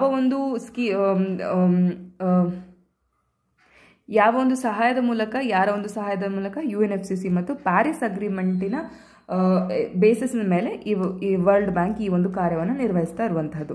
ಇಲ್ಲಿ ನೋಡಿ, ಎಲ್ಲ ಡೆವಲಪಿಂಗ್ ಕಂಟ್ರೀಸ್ ಏನಿದೆ ಅವುಗಳು ಅಪ್ಲೈ ಮಾಡಬಹುದು. ಮತ್ತು ಅವು ಏನಕ್ಕೆ ನಮಗೆ ಈ ರೀತಿ ಫಂಡ್ ಬೇಕು, ಯಾಕಂತಂದರೆ ನಮಗೆ ಕ್ಲೈಮೇಟ್ ಚೇಂಜಿಂದ ತುಂಬ ಅಫೆಕ್ಟ್ ಆಗಿದೆ, ಮಳೆ ತುಂಬ ಬರ್ತಾ ಇದೆ ಅಥವಾ ಬರಗಾಲ ಬಂದಿದೆ, ಆದ್ದರಿಂದ ನಮಗೆ ಫಂಡನ್ನು ಕೊಡಿ ಅಂತ ಕೇಳುವಂಥವ್ರು ಯಾರು? ನಮ್ಮ ಡೆವಲಪಿಂಗ್ ಕಂಟ್ರೀಸ್ ಕೇಳಬಹುದು. ಅದೇ ರೀತಿ ಡೆವಲಪಿಂಗ್ ಕಂಟ್ರೀಸು ವಾಲಂಟರಿ ಆಗು ಸಹ ಕಾಂಟ್ರಿಬ್ಯೂಟ್ ಸಹ ಮಾಡಬಹುದು ಈ ಒಂದು ಫಂಡಿಗೆ. ದಟ್ಸ್ ಅ ಗುಡ್ ಇನಿಷಿಯೇಟಿವ್ ಅಲ್ವಾ? ಅದೇ ರೀತಿಯಾಗಿ ಸರಿ, ಹಾಗಿದ್ರೆ developing countries okay. Developed countries ಏನು? ಡೆವಲಪ್ಡ್ ಕಂಟ್ರೀಸ್ ಹತ್ರ ಆಲ್ರೆಡಿ ಎನಫ್ ಫೈನಾನ್ಸಸ್ ಇದೆ, ಅವರೇ ಆಕ್ಚುಲಿ ಕೊಡಬೇಕು. Because they are the main culprits, ಅವರೇ ಅಲ್ವಾ ಪ್ರಮುಖ ಕಾರಣಕಾರರು ನಮ್ಮ ಈ ಕ್ಲೈಮೇಟ್ ಚೇಂಜಿಗೆ. ಆದ್ದರಿಂದ ಡೆವಲಪ್ಡ್ ಕಂಟ್ರೀಸಿಂದ ಏನು ಲೈಕ್ ಅವ್ರದ್ದು ಕಾಂಟ್ರಿಬ್ಯೂಷನ್ ಮಾತ್ರ. ಇಲ್ಲಿ ಡೆವಲಪಿಂಗ್ ಕಂಟ್ರೀಸ್ ಏನು, ಅವರು ಈ ಫಂಡಿನಿಂದ ಯೂಸನ್ನು ಪಡಿಬಹುದು ಮತ್ತು ಫಂಡಿಗೆ ವಾಲಂಟರಿ ಕಾಂಟ್ರಿಬ್ಯೂಷನನ್ನು ಮಾಡ್ಬೋದು. ಈ ಫಂಡಿನಲ್ಲಿ ಸ್ಪೆಷಲ್ ಫೋಕಸನ್ನು ಯಾರಿಗೆ ಕೊಡಲಾಗಿದೆ? ಲೀಸ್ಟ್ ಡೆವಲಪ್ಡ್ ಕಂಟ್ರೀಸ್ ಮತ್ತು ಸ್ಮಾಲ್ ಐಲ್ಯಾಂಡ್ ಡೆವಲಪಿಂಗ್ ಸ್ಟೇಟ್ಸ್. ನೋಡಿ, ಇಲ್ಲಿರ್ತಕ್ಕಂಥ ಸ್ಮಾಲ್ ಐಲ್ಯಾಂಡ್ ಡೆವಲಪಿಂಗ್ ಸ್ಟೇಟ್ಸ್ ಏನಿವೆ ಅವು ಅಡ್ವರ್ಸ್ಲಿ ಅಫೆಕ್ಟೆಡ್ ಅಲ್ವಾ? ಯಾಕಂದರೆ ಅವೆಲ್ಲ ಚಿಕ್ಕ ಚಿಕ್ಕ ರಾಷ್ಟ್ರಗಳು. ಸೊ ಈ ಕ್ಲೈಮೇಟ್ ಚೇಂಜ್ನಿಂದ ಸಿ ಲೆವೆಲ್ ರೈಸ್ ಏನಾಗ್ತಾ ಇದೆ, ಸಿ ಲೆವೆಲ್ ರೈಸ್ನಿಂದ ಈ ಒಂದು ಚಿಕ್ಕ ಚಿಕ್ಕ ರಾಷ್ಟ್ರಗಳು ತುಂಬ ಅಫೆಕ್ಟ್ ಆಗ್ತಾ ಇದ್ದಾವಲ್ವಾ? ಸೊ ಈ ಒಂದು ಸ್ಮಾಲ್ ಐಲ್ಯಾಂಡ್ ನೇಷನ್ಸ್ ಮತ್ತು ಲೀಸ್ಟ್ ಡೆವಲಪ್ಡ್ ಕಂಟ್ರೀಸಿಗೋಸ್ಕರ ಇದು ಪ್ರಮುಖವಾಗಿರ್ತಕ್ಕಂಥ ಅಂಶ. ಓಕೆನಾ? ಸರಿ, so now the laws and damage fund, ಹೌದಲ್ವಾ? ಅದೇ ರೀತಿ ಗ್ಲೋಬಲ್ ಸ್ಟಾಕ್ ಟೆಕ್ಸ್ಟ್ ಅಂತಂದರೆ ಇದು ಏನು ಅಂತಕ್ಕಂಥದ್ದನ್ನು ನಾವು ನೋಡ್ಬೋದು. ಈ ಪೀರಿಯಾಡಿಕ್ ರಿವ್ಯೂ ಮೆಕ್ಯಾನಿಸಮ್ ಅಂತಂದರೆ ಫಾರ್ ಎಕ್ಸಾಂಪಲ್ ಇವಾಗ ನೀವು ಜಿಯೋಗ್ರಫಿ ಓದ್ತಾ ಇದ್ದೀರಾ ಅಲ್ವಾ UPSCಗೆ. ಸೊ ನಾನು ಜಿಯೋಗ್ರಫಿ ಎಷ್ಟು ಓದಿದ್ದೇನೆ ಅಂತಕ್ಕಂಥದ್ದನ್ನು ನೀವು ಟೆಸ್ಟ್ಗಳ ಮುಖಾಂತರ ಪರೀಕ್ಷಿಸ್ತೀರಲ್ವಾ? That is a review mechanism. ಟೆಸ್ಟನ್ನು ಬರೀತೀರಾ, ಟೆಸ್ಟಲ್ಲಿ ಎಲ್ಲೆಲ್ಲಿ ತಪ್ಪಾಗಿದೆ, ನಾನು ಯಾಕೆ ತಪ್ಪು ಮಾಡ್ತಾ ಇದ್ದೀನಿ ಅದನ್ನೆಲ್ಲ ನೋಡ್ತಾ ಇದ್ದೀರಲ್ಲ, ಇವ್ಯಾಲ್ಯೂಯೇಟ್ ಮಾಡ್ತೀರಲ್ವಾ? ಸೊ ಈ ಇವ್ಯಾಲ್ಯೂಯೇಷನ್ ಮೌಲ್ಯಮಾಪನದ ಒಂದು ಕ್ರಿಯೆ ಏನಿದೆ, ಈ ಮೌಲ್ಯಮಾಪನ ಕ್ರಿಯೆ ಎಲ್ಲಿ ಅಂತಂದರೆ ಕ್ಲೈಮೇಟ್ ಚೇಂಜಿನ ಕುರಿತಾಗಿ ರಾಷ್ಟ್ರಗಳು ತಗೊಳ್ಳುವಂತಹ ಮೆಷರ್ಸ್ ಏನಿದೆ, ಈ ಮೆಷರ್ಗಳನ್ನು ನಾವು ರಿವ್ಯೂ ಮಾಡುವಂತಹದ್ದು. ಈ ಒಂದು ಅಂಶ, ಈ ಒಂದು ಯೋಜನೆ ಅಥವಾ ಒಂದು ಯಾವುದೋ ಒಂದು ಪರ್ಟಿಕ್ಯುಲರ್ ಮೂವ್ ಏನಿದೆ ಅದು ಎಷ್ಟು ಕ್ಲೈಮೇಟ್ ಚೇಂಜನ್ನು ಕಡಿಮೆ ಮಾಡಬಹುದು ಅಥವಾ ಕ್ಲೈಮೇಟ್ ಚೇಂಜ್ಗೆ ಎಷ್ಟು ಅಡಾಪ್ಟ್ ಮಾಡಿದ್ದೀವಿ ಅಂತಕ್ಕಂಥದ್ದನ್ನು ರಿವ್ಯೂ ಮಾಡುವ ಮೆಕ್ಯಾನಿಸಮನ್ನು ಕೊಡುವ ಅಂಶ ಯಾವುದು? Global stock text. ಆಯಿತಾ? ಈ ಒಂದು ಟೆಕ್ಸ್ಟನ್ನು COP28 ಕ್ಲಿಯರ್ಲಿ ಕೊಡಲಾಯಿತು. ಅದರಲ್ಲಿ 8 ಅಂಶಗಳನ್ನು ಇವರು ಕೊಟ್ಟರು. ಆಯಿತಾ? 8 ಸ್ಟೆಪ್ಸನ್ನು ನಾವು ಪ್ರಮುಖವಾಗಿ ಇಲ್ಲಿ ಗಮನಿಸಬೇಕು. ಫಸ್ಟ್ನೇದೇನು ಅಂತಂದರೆ ಈ ರಿನ್ಯೂವಬಲ್ ಎನರ್ಜಿ ಕೆಪಾಸಿಟಿಯನ್ನು 3 ಪಟ್ಟು ಹೆಚ್ಚಿಸುವಂಥದ್ದು. ಎಲ್ಲಿವರೆಗೂ? ಬೈ 2030. ಅದೇ ರೀತಿಯಾಗಿ ಎನರ್ಜಿ ಎಫಿಷಿಯನ್ಸಿಯನ್ನು ಸಹ ಇಂಪ್ರೂವ್ ಮಾಡಬೇಕು ಅಂತಕ್ಕಂಥದ್ದನ್ನು ಬೈ 2030 ಇದನ್ನು ಹೇಳ್ತಾರೆ. ಸೊ ಇದಕ್ಕೆ ಭಾರತ ಇದಕ್ಕೊಂದು ಸ್ಪೆಷಲ್ ಒಂದು ಅಗ್ರಿಮೆಂಟನ್ನು ಅವರು ಹೊರತರ್ತಾರೆ. ಬಟ್ ಇದಕ್ಕೆ ಭಾರತ ಅದರ ಭಾಗವಾಗುವುದಿಲ್ಲ. ಅದು ಯಾಕೆ ಅಂತಕ್ಕಂಥದ್ದನ್ನು ನಾವು ನೆಕ್ಸ್ಟ್ ನೋಡೋಣ. ಸೊ ಟ್ರಿಪ್ಲಿಂಗ್ ರಿನ್ಯೂವಬಲ್ ಎನರ್ಜಿ ಬೈ 2030, ಅದಾದ ನಂತರ doubling the energy efficiency by 2030. ನೆನಪಲ್ಲಿ ಇಟ್ಕೊಳ್ಳಿ. ಸೆಕೆಂಡ್ ಪಾಯಿಂಟ್ ಏನು ಅಂತಂತಂದರೆ ಫೇಸಿಂಗ್ ಡೌನ್ ಆಫ್ ಕೋಲ್ ಪವರ್. ನೋಡಿ, ಕಲ್ಲಿದ್ದಿಲಿನ ಉಪಯೋಗವನ್ನು ಕಡಿಮೆ ಮಾಡುತ್ತಾ ಬರುವುದು. ಆಯಿತಾ? ಫುಲ್ಲು ಬಳಸದೇ ಇರೋದು ಅಂತಲ್ಲ, ಫೇಸಿಂಗ್ ಡೌನ್ ಅಂತಂದರೆ ಕಡಿಮೆ ಮಾಡ್ತಾ ಬರುವುದು. ಆಯಿತಾ? ಅದೇ ರೀತಿ ಮೂರನೇದೇನು ಅಂತಂದರೆ ಈ ನೆಟ್ ಝೀರೋ ಎಮಿಷನ್ಸಿಗೋಸ್ಕರ ಏನೇನು ಬೇಕು, ಅವಶ್ಯಕತೆ ಇವೆ, ಅವುಗಳನ್ನು 2050 ಒಳಗೆ ನಾವು ಅಡಾಪ್ಟ್ ಮಾಡ್ಕೊಬೇಕು ಅಂತಕ್ಕಂಥದ್ದು. ನಾಲ್ಕನೇದು ನೋಡಿ, accelerating zero and low emission technologies. ಈ ಒಂದು ಝೀರೋ ಎಮಿಷನ್ಗೆ ಬೇಕಾಗುವಂಥ ತಂತ್ರಜ್ಞಾನಗಳನ್ನು ನಾವು ಅಳವಡಿಸ್ಕೊಳ್ಳುವಂಥದ್ದು. ರಿನ್ಯೂವಬಲ್ ಆಗಿರಬಹುದು, ನ್ಯೂಕ್ಲಿಯರ್ ಆಗಿರಬಹುದು, ಇವೆಲ್ಲ. ಮತ್ತು ಕಾರ್ಬನ್ ಕ್ಯಾಪ್ಚರ್ ಟೆಕ್ನಿಕ್, ಇದರ ಬಗ್ಗೆ ನಾವು ಇವಾಗ ನೆಕ್ಸ್ಟ್ ಆರ್ಟಿಕಲಲ್ಲೇ ನೋಡ್ತೇವೆ, ಅದಾಗಿರಬಹುದು. ಇವೆಲ್ಲದರ ಕುರಿತಾಗಿ ನಾವು ಗಮನವನ್ನು ಹರಿಸಬೇಕು. ಯಾವಾಗ? 2050 ಒಳಗೆ. ಸರಿನಾ? ಅದಾದ ನಂತರ ನಮ್ಮ ಈ ಪಳವಳಿಕೆ ಇಂಧನಗಳಿಂದ ನಾವು ಬೇರೆ ಇಂಧನ ಮೂಲಗಳಿಗೆ ನಾವು ಗ್ರ್ಯಾಜುವಲಿ ಒಂದು ಸ್ಮೂತ್ ಟ್ರಾನ್ಸಿಷನನ್ನು ನಾವು ನಡೆಸಬೇಕು. ಎಲ್ಲಿವರೆಗೂ? ಹೇಗೆ ಈ ಟ್ರಾನ್ಸಿಷನ್ ಇರಬೇಕು ಅಂತಂದರೆ ನೆಟ್ ಝೀರೋ ಎಮಿಷನ್ನ ನಾವು 2050ರವರೆಗೂ ಅಚೀವ್ ಮಾಡುವ ಹಾಗೆ ಇರಬೇಕು. ಡೆಫಿನೆಟ್ಲಿ ನೋಡಿ, ಇವೆಲ್ಲ ನ್ಯೂ ಇಯರ್ ರೆಸಲ್ಯೂಷನ್ ಥರ ಇಂಪ್ಲಿಮೆಂಟ್ ಮಾಡಲಿಕ್ಕೆ ಬಹಳ ಕಷ್ಟ. ಆದರೆ ಏನೇನು ಕೊಟ್ಟಿದ್ದಾರೆ ಅಂತಕ್ಕಂಥ ಅಂಶಗಳನ್ನು ನಾವು ಎಕ್ಸಾಮ್ ಪರ್ಸ್ಪೆಕ್ಟಿವಲ್ಲಿ ಓದಲೇಬೇಕಾಗ್ತದೆ, ಸರಿ ಅಲ್ವಾ? ಸೊ ಇದು ಒಂದು ಪ್ರಮುಖವಾಗಿರ್ತಕ್ಕಂಥ ಅಂಶ. ನೆಕ್ಸ್ಟ್ ಏನು ಅಂತಂದರೆ, ಕಾರ್ಬನ್ ಡೈಆಕ್ಸೈಡನ್ನು ಹೊರತುಪಡಿಸಿ ಬೇರೆ ಗ್ರೀನ್ ಹೌಸ್ ಗ್ಯಾಸಸ್ ಏನಿದೆ ಅವುಗಳ ಎಮಿಷನನ್ನು ನಾವು ಕಡಿಮೆ ಮಾಡಬೇಕು. ಫಾರ್ ಎಕ್ಸಾಂಪಲ್ ಮೀಥೇನ್ ಎಮಿಷನನ್ನು, ಸರಿನಾ? ಸೊ ಈ ಮೀಥೇನ್ ಎಮಿಷನ್ನ ಕುರಿತಾಗಿ ಲಾಸ್ಟ್ ಇಯರೇ ಆಲ್ರೆಡಿ ಒಂದು ಪ್ರೋಗ್ರಾಮನ್ನು ತಂದಿದ್ರು. ಆ ಪ್ರೋಗ್ರಾಮ್ ಯಾವುದು ಅಂತಕ್ಕಂಥದ್ದನ್ನು ನೀವು ದಯವಿಟ್ಟು ಕಮೆಂಟ್ ಸೆಕ್ಷನಲ್ಲಿ ತಿಳಿಸಿ, ಸರಿನಾ? ಸೊ ಇದ್ರ ಕುರಿತಾಗಿನೂ ಅವರು ಒಂದು ಮೆಜರ್ನ ತಗೊಳ್ಬೇಕು ಅಂತ ಹೇಳ್ತಾರೆ. ಅದರ ಜೊತೆಗೆ ರೋಡ್ ಟ್ರಾನ್ಸ್ಪೋರ್ಟ್ ಏನಿದೆ ಅದರಿಂದನೂ ಎಮಿಷನ್ಸನ್ನು ಕಡಿಮೆ ಮಾಡಬೇಕು. ಮತ್ತು ಇನ್ಎಫಿಷಿಯಂಟ್ ಫಾಸಿಲ್ ಫ್ಯೂಲ್ ಸಬ್ಸಿಡೀಸ್ ಏನಿದೆ, ಸಬ್ಸಿಡೀಸನ್ನು ಸಹ ಕಡಿಮೆ ಮಾಡಬೇಕು ಅಂತಕ್ಕಂಥದ್ದು ಈ 8 ಅಂಶಗಳನ್ನು ಗ್ಲೋಬಲ್ ಸ್ಟಾಕ್ ಟೇಕ್ ಟೆಕ್ಸ್ಟ್ ಹೇಳ್ತದೆ. ನೋಡಿ, ಗ್ಲೋಬಲ್ ಸ್ಟಾಕ್ ಟೇಕ್ ಟೆಕ್ಸ್ಟ್ ಏನು ಅಂದರೆ ಪೀರಿಯಾಡಿಕ್ ರಿವ್ಯೂ ಮೆಕ್ಯಾನಿಸಮನ್ನು ಕೊಡುವಂತಹ ಒಂದು ಟೆಕ್ಸ್ಟ್ ಅಥವಾ ಒಂದು ಏನಂತ ಕರಿತೀವಿ, ಒಂದು ಫೈಲ್, ಡಾಕ್ಯುಮೆಂಟ್ ಅಂತ ನಾವು ಕರಿಬಹುದು. ಸೊ ನೋಡಿ, ಇಲ್ಲಿ ಈ ಟ್ರಿಬಲಿಂಗ್ ರಿನ್ಯೂವಬಲ್ ಎನರ್ಜಿ ಕೆಪಾಸಿಟಿ ಏನಿದೆಲ್ಲ ಅದನ್ನೇ ನಾವು global ರಿನ್ಯೂವಬಲ್ಸ್ and energy efficiency pledge ಅಂತ ಹೇಳ್ತೇವೆ. ಸೊ ಈ ಗ್ಲೋಬಲ್ ರಿನ್ಯೂವಬಲ್ಸ್ ಮತ್ತು ಎನರ್ಜಿ ಎಫಿಷಿಯನ್ಸಿ ಪ್ಲಡ್ಜಲ್ಲಿ ನಾವು ಆಲ್ರೆಡಿ ನೋಡಿದ್ವಿ, ರಿನ್ಯೂವಬಲ್ಸನ್ನು 3 times ಇನ್ಕ್ರೀಸ್ ಮಾಡುವಂತಹದ್ದು ಮತ್ತು ಎನರ್ಜಿ ಎಫಿಷಿಯನ್ಸ್ನ 2 ಡಬಲ್ ಮಾಡುವಂತಹದ್ದು. ಯಾವಾಗ? ಬೈ 2030, ಸರಿನಾ? 2ಇಂದ 4% ತರಬೇಕು ಎನರ್ಜಿ ಎಫಿಷಿಯನ್ಸಿಯನ್ನು, ಮತ್ತು ಇನ್ಸ್ಟಾಲ್ಡ್ ರಿನ್ಯೂವಬಲ್ ಕೆಪಾಸಿಟಿಯನ್ನು 11,000 ಗಿಗಾವ್ಯಾಟಿಗೆ ತರಬೇಕು ಅಂತಕ್ಕಂತಹದ್ದು ಈ ಒಂದು ಗ್ಲೋಬಲ್ ರಿನ್ಯೂವಬಲ್ ಮತ್ತು ಎನರ್ಜಿ ಎಫಿಷಿಯನ್ಸಿ ಪ್ಲೆಡ್ಜಿನ ಒಂದು ಪ್ರಮುಖ ಅಂಶ. ನೋಡಿ, ಭಾರತನೂ ಸಹ ಸೋಲಾರ್ ಎನರ್ಜಿಯನ್ನು ಇಂಟರ್ನ್ಯಾಷನಲ್ ಸೋಲಾರ್ ಅಲಯನ್ಸಿನ ಮುಖಾಂತರ ಪ್ರಮೋಟ್ ಮಾಡ್ತಾ ಇದೆ. ಆದರೂ ಸಹ ಭಾರತ ಇದಕ್ಕೆ ಸೈನ್ ಮಾಡಿಲ್ಲ.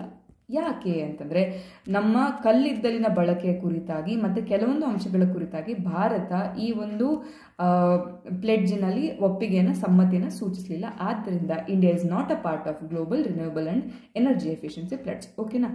ಆಯಿತು, ಸರಿ. ಹಾಗಿದ್ರೆ ಗ್ಲೋಬಲ್ ಕೂಲಿಂಗ್ ಪ್ಲೆಡ್ಜ್ ಒಂದು ಕೊಟ್ಟಿದ್ದಾರೆ. ಏನು ಗ್ಲೋಬಲ್ ಕೂಲಿಂಗ್ ಪ್ಲೆಡ್ಜ್ ಅಂತಂದರೆ 66 ರಾಷ್ಟ್ರಗಳು ಮುಂದೆ ಬಂದು ಈ ಕೂಲಿಂಗ್ ರಿಲೇಟೆಡ್ ಎಮಿಷನ್ಸನ್ನು, ಈಗೇನು ಫಾರ್ ಎಕ್ಸಾಂಪಲ್ AC, ಅದಾದ ನಂತರ ರೆಫ್ರಿಜರೇಟರು, ಅದಾದ ನಂತರ ಕೋಲ್ಡ್ ಸ್ಟೋರೇಜು, ಇವೆಲ್ಲದರಿಂದ ಆಗ್ತಿರ್ತಕ್ಕಂಥ ಎಮಿಷನ್ಸ್ನ ತಡೆಗಟ್ಟಲಿಕ್ಕೆ ಗ್ಲೋಬಲ್ ಕೂಲಿಂಗ್ ಪ್ಲೆಡ್ಜ್ ಅಂತಕ್ಕಂಥದ್ದನ್ನು ಕಾನ್ಫರೆನ್ಸ್ ಆಫ್ ಪಾರ್ಟೀಸ್ 28 ತಂತು, ಆಯಿತಾ? ಇದನ್ನೂ ಸಹ ಭಾರತ ಸೈನ್ ಮಾಡಿಲ್ಲ. ಯಾಕೆ ಅಂತಂತಂದರೆ ಕೆಲವೊಂದು ಅಂಶಗಳು ಭಾರತಕ್ಕೆ ಪ್ರಾಬ್ಲಮ್ಯಾಟಿಕ್ ಆಗಿತ್ತು. For example cold storage facilities ಬಗ್ಗೆ ಕೆಲವೊಂದು ಅಂಶಗಳು ಭಾರತ ಅದನ್ನು ಅಲ್ಲಗಳಿಬೇಕಾಯಿತು. ಯಾಕಂದರೆ ಅವನ್ನೆಲ್ಲ ಇಂಪ್ಲಿಮೆಂಟ್ ಮಾಡ್ತಾ ಕೂತ್ರೆ ಇಂಡಿಯಾದ ಎಕಾನಮಿಗೆ ಇಂಪ್ಯಾಕ್ಟ್ ಆಗುವಂತಹ ಒಂದು ಸಾಧ್ಯತೆ ಇದೆ. ಆದ್ದರಿಂದ ಇದನ್ನು ಮಾಡಿಲ್ಲ, ಸರಿನಾ? ಸೊ ಗ್ಲೋಬಲ್ ಕೂಲಿಂಗ್ ಪ್ಲೆಡ್ಜ್ ಏನು ಅಂತಂದರೆ 66 ದೇಶಗಳು ಕೂಲಿಂಗ್ ರಿಲೇಟೆಡ್ ಎಮಿಷನ್ಸನ್ನು 68% ರೆಡ್ಯೂಸ್ ಮಾಡಬೇಕು, ಕಡಿಮೆ ಮಾಡಬೇಕು. ಯಾವ ಒಂದು ಲೆವೆಲ್ಗೆ? 2022 ಲೆವೆಲ್ಗೆ ಬೈ 2050 ಅಂತಕ್ಕಂಥದ್ದು. ಸೊ 2022 ಲೆವೆಲ್ಸ್ ಬೈ 2050 ನೆನಪಲ್ಲಿ ಇಟ್ಕೊಳ್ಳಿ, ಸರಿನಾ? ಸರಿ, ಹಾಗಿದ್ರೆ ಈ ನೋಡಿ, ನಾವಿವಾಗ 3 ಒಂದು ಇನಿಷಿಯೇಟಿವ್ಸ್ ಬಗ್ಗೆ, 4 ಇನಿಷಿಯೇಟಿವ್ಸ್ ಬಗ್ಗೆ ನೋಡಿದ್ವಿ. ಫಸ್ಟ್ನೇದೇನು? ದುಬೈ ಡಿಕ್ಲರೇಷನ್ ಅಥವಾ ದುಬೈ ಕಾನ್ಸೆನ್ಸಸ್. ಅದಾದ ನಂತರ ನಮ್ಮ loss and damage fund. Next global stock aid text. ಅದಾದ ನಂತರ ಗ್ಲೋಬಲ್ ರಿನ್ಯೂವಬಲ್ ಮತ್ತು energy efficiency pledge, global cooling pledge for COP 2018. ಇವಾಗ COP 2018 declaration on climate and health. ಈ ಸಾರಿ ಕಾನ್ಫರೆನ್ಸ್ ಆಫ್ ಪಾರ್ಟೀಸ್ನಲ್ಲಿ ಒಂದು ಯೂನಿಕ್ ಥಿಂಗ್ ಆಗಿದ್ದೇನು ಅಂದರೆ ಹೆಲ್ತ್ ಡೇ ಅಂತಕ್ಕಂಥ, ಆರೋಗ್ಯ ದಿನ ಅಂತಕ್ಕಂಥ ಒಂದು ದಿನವನ್ನು ಡೆಡಿಕೇಟೆಡ್ ಆಗಿಟ್ಟರು. ಇಲ್ಲಿ ಆರೋಗ್ಯ ಮತ್ತು ಕ್ಲೈಮೇಟ್ ಚೇಂಜಿಗೆ ಏನೇನು ಸಂಬಂಧಗಳಿವೆ ಅಂತಕ್ಕಂಥದ್ದನ್ನು ಪ್ರಮುಖವಾಗಿ ಈ ಒಂದು ಡೇಯಲ್ಲಿ ನೋಡಲಾಯಿತು. ಸೊ ಅದನ್ನು ಕಡಿಮೆ ಮಾಡಲಿಕ್ಕೆ ಏನೇನು ಮೆಜರ್ಸನ್ನು ತಗೊಳ್ಬೇಕು ಅಂತಕ್ಕಂತಹದ್ದನ್ನು ಈ ಒಂದು ಡಿಕ್ಲರೇಷನ್ ಹೇಳ್ತದೆ. ನೋಡಿ, the declaration calls for climate action to achieve benefits for health, ಹೌದಾ, from deep rapid and sustain reductions of greenhouse gases. ಯಾವ ನಮ್ಮ ಚಟುವಟಿಕೆಗಳಿಂದ, ನಮ್ಮ ಆ್ಯಕ್ಟಿವಿಟೀಸ್ನಿಂದ ಕ್ಲೈಮೇಟ್ ಚೇಂಜ್ ಆಗ್ತಾ ಇದೆ, ಈ ಕ್ಲೈಮೇಟ್ ಚೇಂಜ್ನಿಂದ ಹೇಗೆ ಹೆಲ್ತ್ ಇಂಪ್ಯಾಕ್ಟ್ ಆಗ್ತಿದೆ, ಇವುಗಳನ್ನು ನಾವು ಕಡಿಮೆ ಮಾಡಬೇಕು ಅಥವಾ ಪೂರ್ತಿ ಇಲ್ಲವಾಗಿಸಬೇಕು ಅಂತಕ್ಕಂತಹದ್ದನ್ನೇ ನಾವು ಈ ಒಂದು ಡಿಕ್ಲರೇಷನಲ್ಲಿ ನೋಡುವಂಥದ್ದು. ನೋಡಿ, ಫಸ್ಟ್ ಆಫ್ ಆಲ್ ಏನು ಮಾಡಬೇಕು ಅಂತಂದರೆ ಗ್ರೀನ್ ಹೌಸ್ ಗ್ಯಾಸ್ ಎಮಿಷನನ್ನು ಕಡಿಮೆ ಮಾಡಬೇಕು, ಜಸ್ಟ್ ಟ್ರಾನ್ಸಿಷನ್, ಸ್ಮೂತ್ ಟ್ರಾನ್ಸಿಷನ್ ಇರಬೇಕು, ಆಯಿತಾ. ಅದೇ ನಂತರ ಏರ್ ಪೊಲ್ಯೂಷನ್ ಕಡಿಮೆ ಮಾಡಬೇಕು, ಸಸ್ಟೈನೇಬಲ್ ಹೆಲ್ದಿ ಡಯಟ್ಸಿಗೆ ನಾವು ಶಿಫ್ಟ್ ಮಾಡಬೇಕು ಅಂತಕ್ಕಂಥ ಕೆಲವೊಂದು ಅಂಶಗಳನ್ನು 124 ದೇಶಗಳು ಇದನ್ನು ಸಹಿ ಮಾಡಿದ್ದಾರೆ, ಇದಕ್ಕೆ ಒಪ್ಪಿಗೆ ನೀಡಿದ್ದಾರೆ. ಆದರೆ ಭಾರತ ಮತ್ತು ಅಮೇರಿಕಾ US ಒಪ್ಪಿಗೆ ನೀಡಿಲ್ಲ. ಯಾಕೆ ನೋಡಿ, ಅದಕ್ಕಿಂತ ಮುಂಚೆ ಈ ಒಂದು ಪ್ಲೆಡ್ಜ್ ಏನಿದೆ, ನಮ್ಮ ಗ್ರೀನ್ ಹೌಸ್ ಗ್ಯಾಸಸ್ಸನ್ನೇ ಕಡಿಮೆ ಮಾಡಿ ನಾವು ಅದಕ್ಕೆ ಅಲ್ಟರ್ನೇಟಿವ್ಗಳನ್ನ ಯೂಸ್ ಮಾಡಬೇಕು ಅಂತಕ್ಕಂಥದ್ದನ್ನ ಎಂಫಸೈಸ್ ಮಾಡ್ತದೆ.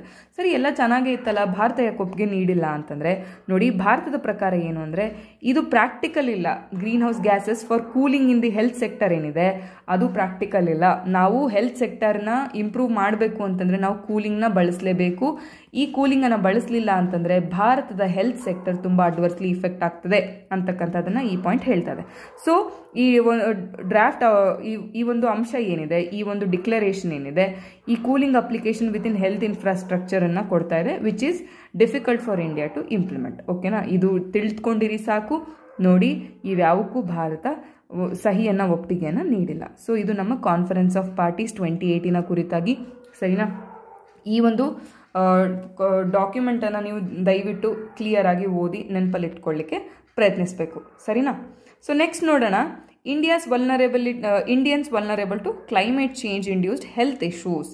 ನೋಡಿ, ಇದರಲ್ಲಿ ಡೈರೆಕ್ಟಾಗಿ ನಿಮಗೆ ಹೆಚ್ಚೇನು ಬೇಕಾಗಿಲ್ಲ, ಒಂದೆರಡು ಡೇಟಾಗಳಿವೆ, ಆ ಡೇಟಾವನ್ನು ನೋಡಿಕೊಂಡು ನಾವು ಮುಂದೆ ಹೋದರೆ ಸಾಕು. ಒಂದೇ ಡೇಟಾ ಇನ್ಫ್ಯಾಕ್ಟ್ ನೋಡಿ, ಭಾರತದ ಸರಿಸುಮಾರು 344 ಜಿಲ್ಲೆಗಳಲ್ಲಿ ವಾಸಿಸುವಂಥ ಭಾರತೀಯರೇನಿದೆ climate related vulnerability very high ಮತ್ತು ಹೈ ವಲ್ನರೇಬಿಲಿಟಿಯನ್ನು ಫೇಸ್ ಮಾಡ್ತಾ ಇದ್ದಾರೆ.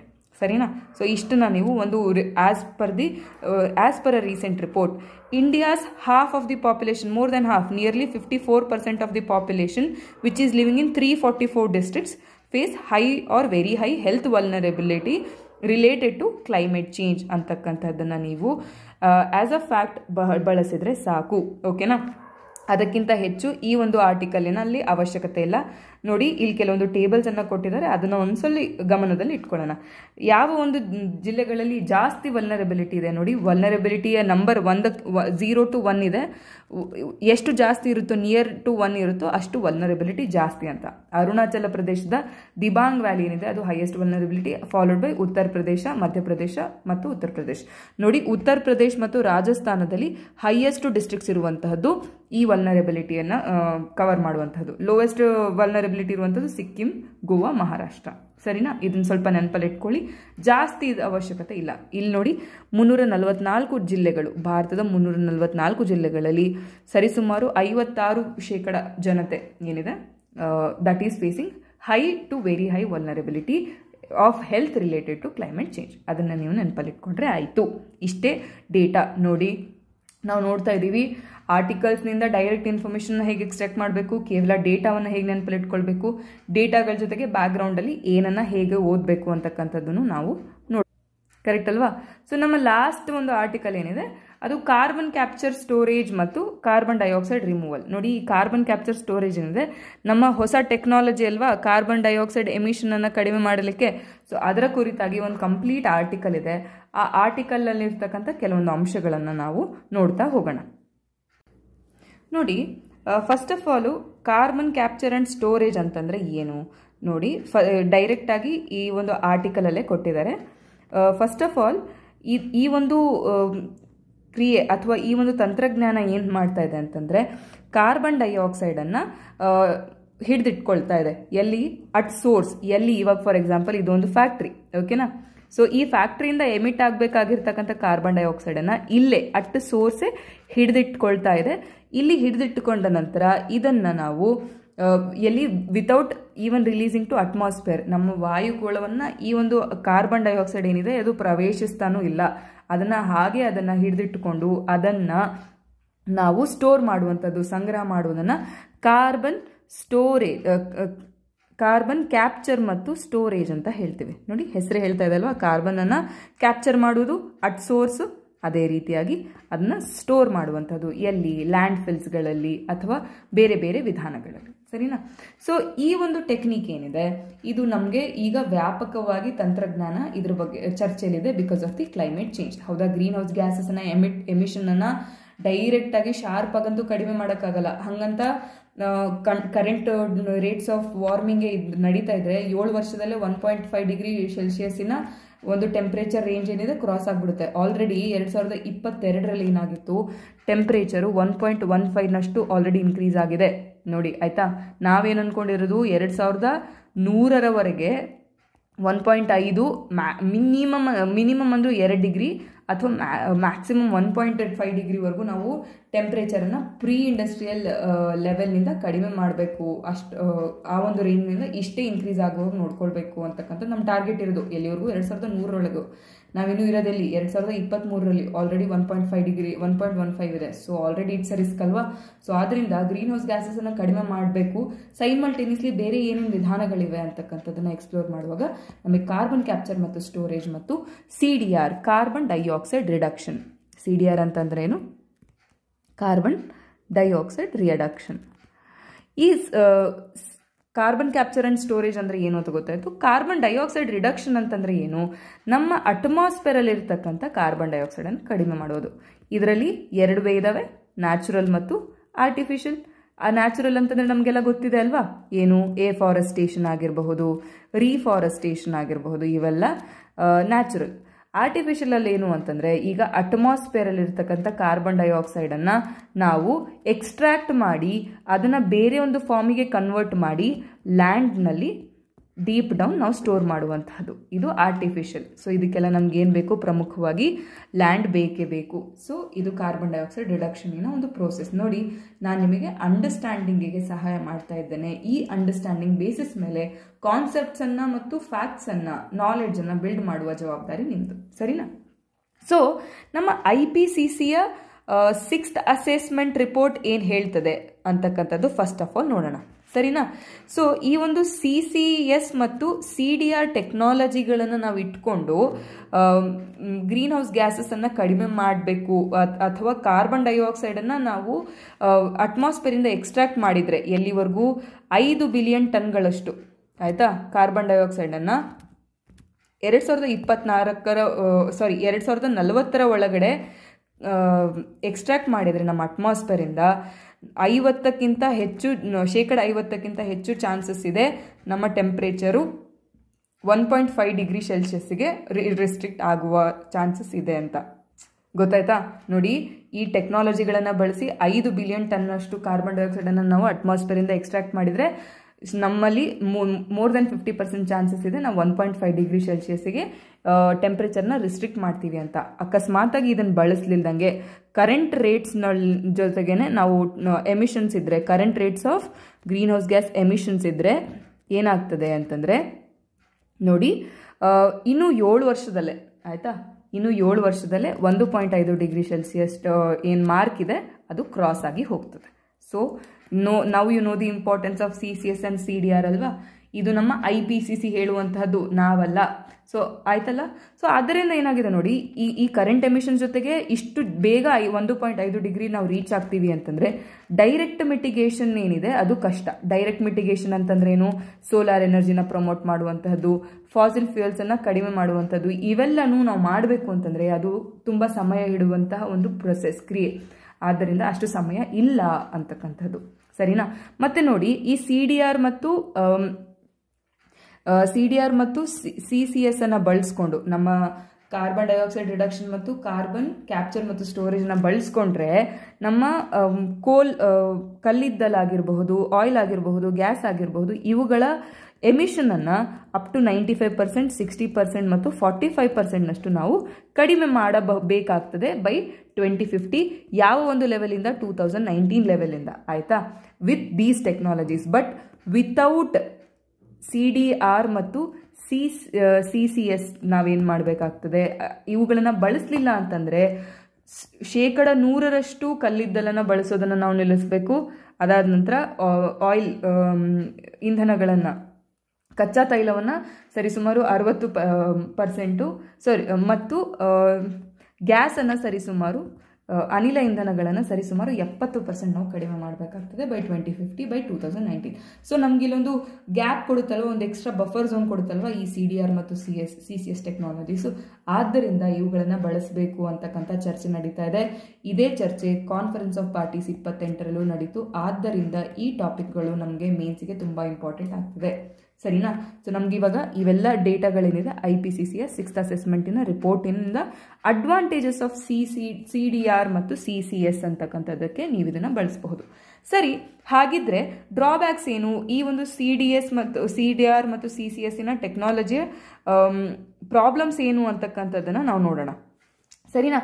ಫಸ್ಟ್ ಪ್ರಾಬ್ಲಮ್ ಏನು ಅಂತಂತಂದರೆ ನೋಡಿ, ಟೆಕ್ನಾಲಜಿ ಕ್ಲಿಯರ್ ಇದೆ, ಆದರೆ ಸ್ಕೇಲ್, ಈ ಒಂದು ಟೆಕ್ನಾಲಜಿಗಳನ್ನು ನಾವು ಎಷ್ಟು ಅಂಶದಲ್ಲಿ, ಎಷ್ಟು ಸ್ಕೇಲೆಬಿಲಿಟಿ, ಈ ಒಂದು ಟೆಕ್ನಾಲಜಿಯ ಸ್ಕೇಲೆಬಿಲಿಟಿ ಏನಿದೆ ಅದು ನಮಗೆ ಪ್ರಾಬ್ಲಮ್ ಆಗಿದೆ. ಯಾಕಂದರೆ ಯಾವ ರೇಂಜಿಗೆ ನಾವು ಬಳಸಬೇಕು ಅಂತಕ್ಕಂಥದ್ದನ್ನು ನಮ್ಗೆ ಗೊತ್ತಿಲ್ಲ ಅಲ್ವಾ. ಮತ್ತು ಎರಡನೇದೇನು ಅಂತಂತಂದರೆ ಓವರ್ ಡಿಪೆಂಡೆನ್ಸಿ ಆನ್ ಲ್ಯಾಂಡ್. ಏನು ಓವರ್ ಡಿಪೆಂಡೆನ್ಸಿ ಆನ್ ಲ್ಯಾಂಡ್ ಅಂತಂದರೆ ನೋಡಿ, ಪ್ರತಿಯೊಂದು ಕಾರ್ಬನ್ ಸ್ಟೋರೇಜಿಗೂ ಕಾರ್ಬನ್ ಸೀಕ್ವೆಸ್ಟ್ ಮಾಡಿ ಸ್ಟೋರ್ ಮಾಡಲಿಕ್ಕಾಗಿರಬಹುದು, ಈ ಟೆಕ್ನಾಲಜಿನ ಅಳವಡಿಸ್ಕೊಳ್ಬೇಕಾಗಿದ್ರು ನಮಗೆ ಭೂಮಿ ಬೇಕೇ ಬೇಕಲ್ವಾ. ಈ ಲ್ಯಾಂಡ್ ಬೇಕು ಅಂತಂತಂದರೆ ಇದರಿಂದ ಏನಾಗ್ತಾ ಇದೆ ಅಂತಂದರೆ, ಫಸ್ಟ್ ಆಫ್ ಆಲು ಅಲ್ಲಿರ್ತಕ್ಕಂಥ ಜನರ ಒಂದು ರೈಟ್ಸ್ ಏನಿದೆ, ಲೀಗಲ್ ರೈಟ್ಸ್ ಏನಿದೆ, ಲ್ಯಾಂಡ್ ರೈಟ್ಸ್ ಏನಿದೆ, ದೇ ಆರ್ ಗೆಟಿಂಗ್ ಅಫೆಕ್ಟೆಡ್ ಅಲ್ವಾ. ಅದೇ ರೀತಿ ಅಲ್ಲಿರ್ತಕ್ಕಂತಹ ಬಯೋಡೈವರ್ಸಿಟಿ, ಜೀವ ವೈವಿಧ್ಯತೆಗೂ ಅಫೆಕ್ಟ್ ಆಗ್ತಾ ಇದೆ. ಅದೇ ರೀತಿಯಾಗಿ ನಮ್ಮ ಬೇರೆ, ಇವಾಗ for example 1 hectare of land ಇದೆ ಅಂತ ತಿಳ್ಕೊಳ್ಳೋಣ. ಇದನ್ನು ನಾವು ಫಾರ್ ಎಕ್ಸಾಂಪಲ್ ಇವಾಗ CDRಗೋಸ್ಕರ ಅಥವಾ ರೀಫಾರೆಸ್ಟೇಷನ್ಗೆ ನಾನು ಬಳಸಿದೆ. ಇಲ್ಲಿ ನಾನು ಮರಗಳನ್ನು ನೆಡಬೇಕಾಯಿತು, which are capturing the carbon dioxide more and more and releasing oxygen more and more ಅಂತ. ಆದರೆ ಇದೇ ಒಂದು ಲ್ಯಾಂಡನ್ನು ನಾನು ಅಗ್ರಿಕಲ್ಚರಿಗೂ ಬೇಕಿತ್ತ ನನಗೆ ಇದು land. So what we have to do is, this process is competing with the other forms of land use. For example ಏನು, agriculture. ಈ ಅಗ್ರಿಕಲ್ಚರ್ ಡೈರೆಕ್ಟ್ಲಿ ನಮಗೆ ಫುಡ್ ಸೆಕ್ಯೂರಿಟಿಗೆ ರಿಲೇಟೆಡ್ ಇದೆ ಅಲ್ವಾ. ಸೊ ಆದ್ದರಿಂದ ಇವುಗಳ ಮೇಲೆ ಒಂದು ತೀವ್ರ ಪ್ರಭಾವವನ್ನು ಇದು ಬೀರಬಹುದು. ಸೊ ನೋಡಿ, ಫಸ್ಟ್ ಪ್ರಾಬ್ಲಮ್ ಏನು, technology is clear but scalability is a problem. Second thing is over dependency on the land. Third thing ಏನು ಅಂತಂತಂದರೆ, ಈಗ ನೋಡಿ ಕಾರ್ಬನ್ ಕ್ಯಾಪ್ಚರ್ ಮಾಡಬಹುದು ಅಂತ ಗೊತ್ತಾದ ತಕ್ಷಣ don't you think greenhouse ಗ್ಯಾಸಸ್ಸಿನ ಎಮಿಷನ್ ಜಾಸ್ತಿ ಆಗ್ತದೆ? ಹಾಂ, ಅದೊಂದು ಪಾಸಿಬಿಲಿಟಿ ಇದೆ ಅಲ್ವಾ. ಆದ್ದರಿಂದ the third point is can create more room for emissions, GHG emissions ಅಂತಕ್ಕಂಥದ್ದು ನಮ್ಮ ಮೂರನೆಯ ಪಾಯಿಂಟ್, ಸರಿ ಅಲ್ವಾ. ನಾಲ್ಕನೇ ಪಾಯಿಂಟ್ ಏನು ಅಂತಂದರೆ, ಫಾರ್ ಎಕ್ಸಾಂಪಲ್ ನೋಡಿ, 1 ಹೆಕ್ಟೇರಿನ ಲ್ಯಾಂಡ್ ಇದೆ ಅಂತ ತಿಳ್ಕೊಳ್ಳೋಣ. ಈ 1 ಹೆಕ್ಟೇರ್ ಲ್ಯಾಂಡನ್ನು ನಾವು ಯೂಸ್ ಮಾಡಿಕೊಂಡು ಈ ಕಾರ್ಬನ್ ಡೈಆಕ್ಸೈಡನ್ನು ರೆಡ್ಯೂಸ್ ಮಾಡ್ತಕ್ಕಂಥ ಅಥವಾ ರಿಮೂವ್ ಮಾಡೋಕ್ಕೆ ಪ್ರೊಸೆಸ್ಸಿಗೆ ಯೂಸ್ ಮಾಡ್ತಾ ಇದ್ದೀವಿ. ಇಲ್ಲಿ ನಾವು ಲ್ಯಾಂಡ್ ಫಿಲ್ಲನ್ನು ಮಾಡ್ತಾ ಇದ್ದೀವಿ ಅಂತ ಅಂದ್ಕೊಳ್ಳೋಣ. ಸೊ ಇದರ ಬದಲಾಗಿ ನಾವು ಇಲ್ಲಿ ರಿನ್ಯೂವಬಲ್ ಎನರ್ಜಿಯನ್ನೇ ಕಲ್ಟಿವೇಟ್ ಮಾಡ್ಬೋದಿತ್ತಲ್ವ. ಫಾರ್ ಎಕ್ಸಾಂಪಲ್ ಸೋಲಾರ್ ಪ್ಯಾನಲ್ಸನ್ನೇ ಎಸ್ಟಾಬ್ಲಿಷ್ ಮಾಡ್ಬೋದಿತ್ತಲ್ವ. ಸೊ ನೋಡಿ, ಇರುವಂತಹ ಲ್ಯಾಂಡ್ ಏನಿದೆ that is limited. So why should we use it only for this thing when we can use it for adaptation ಅಂತಕ್ಕಂಥ ಒಂದು ಕ್ವೆಶ್ಚನ್ ಇದೆ. ಸೊ ಇದನ್ನು ನಾವು ರಿನ್ಯೂವಬಲ್ ಎನರ್ಜಿ ವರ್ಸಸ್ CDR, ಈ ಒಂದು ಡಿಬೇಟ್ ಏನಿದೆ ಇದನ್ನು ನಾವು we have to carefully resolve. Correct ಅಲ್ವಾ? ಇದ್ರ ಬಗ್ಗೆನೂ ಕ್ಲಿಯರ್ ಆಗಿಲ್ಲ. ಆದ್ದರಿಂದ ಈ 4 ಅಂಶಗಳನ್ನು ನಾವು ನೀಟಾಗಿ ಅಡ್ರೆಸ್ ಮಾಡಿದರೆ CDR ಮತ್ತು CCS ಟೆಕ್ನಾಲಜಿ, ಈ ಒಂದು ತಂತ್ರಜ್ಞಾನಗಳು, ಈ ಕ್ರಿಯೆಗಳೇನಿವೆ ಇವುಗಳು ಸಹಾಯವನ್ನು ಮಾಡಬಹುದು ಅಂತಕ್ಕಂಥದ್ದು. ನೋಡಿ, ಡೈರೆಕ್ಟ್ ಕ್ವೆಶ್ಚನ್ ಮೇನ್ಸ್ನಲ್ಲಿ ಬರುವ ಸಾಧ್ಯತೆ ಇದೆ, ಪ್ರಿಲಿಮ್ಸ್ನಲ್ಲೂ ಬರುವಂಥ ಸಾಧ್ಯತೆ ಇದೆ. ದಯವಿಟ್ಟು ಈ ಆರ್ಟಿಕಲ್ನ ಓದಿ ಮತ್ತು ಈ ಕಾನ್ಸೆಪ್ಟನ್ನು ನೀಟಾಗಿ ಅರ್ಥ ಮಾಡ್ಕೊಳ್ಳಿಕ್ಕೆ ಪ್ರಯತ್ನಿಸಿ. ನೋಡಿ, ಈ ವಾರದ ಕಾನ್ಸೆಪ್ಟ್ಸ್ ನಾನು ಹೇಳಿದಾಗೆ ಮೇನ್ಸಿಗೆ ಜಾಸ್ತಿ ರಿಲೆವೆಂಟ್ ಆಗ್ತದೆ. ನಿಮ್ಮ ಒಂದು ಒಪಿನಿಯನಿಗೆ, ನಿಮ್ಮ ಕಾನ್ಸೆಪ್ಚುವಲ್ ಅಂಡರ್ಸ್ಟ್ಯಾಂಡಿಂಗಿಗೆ ಬೇಕಾಗ್ತದೆ. ಅದನ್ನು ನಾನು ಇಲ್ಲಿ ಕೊಡಲಿಕ್ಕೆ ಪ್ರಯತ್ನಿಸ್ತೇನೆ, ಆಯಿತಾ. ಮುಂದಿನ ವಾರ ಸಿಗೋಣ with new concepts and new topics and ಅವುಗಳ ಒಂದು ರಿಲೆವೆನ್ಸ್ ಎಷ್ಟಿದೆ ಎಕ್ಸಾಮ್ಗಳಿಗೆ ಅಂತಕ್ಕಂತಹದ್ದನ್ನು ನಾವು ಗ್ರ್ಯಾಜುವಲಿ ನೋಡೋಣ. ಓಕೆನಾ? ಧನ್ಯವಾದಗಳು. ಏನಾದರೂ ಅಡ್ವೈಸಸ್ ಇದ್ರೂ ನೀವು ನನಗೆ ಕಮೆಂಟ್ ಸೆಕ್ಷನಲ್ಲಿ ತಿಳಿಸಬಹುದು. ಅದನ್ನು ನಾವು ಇಂಪ್ಲಿಮೆಂಟ್ ಮಾಡಲಿಕ್ಕೆ ಟ್ರೈ ಮಾಡ್ತೇವೆ.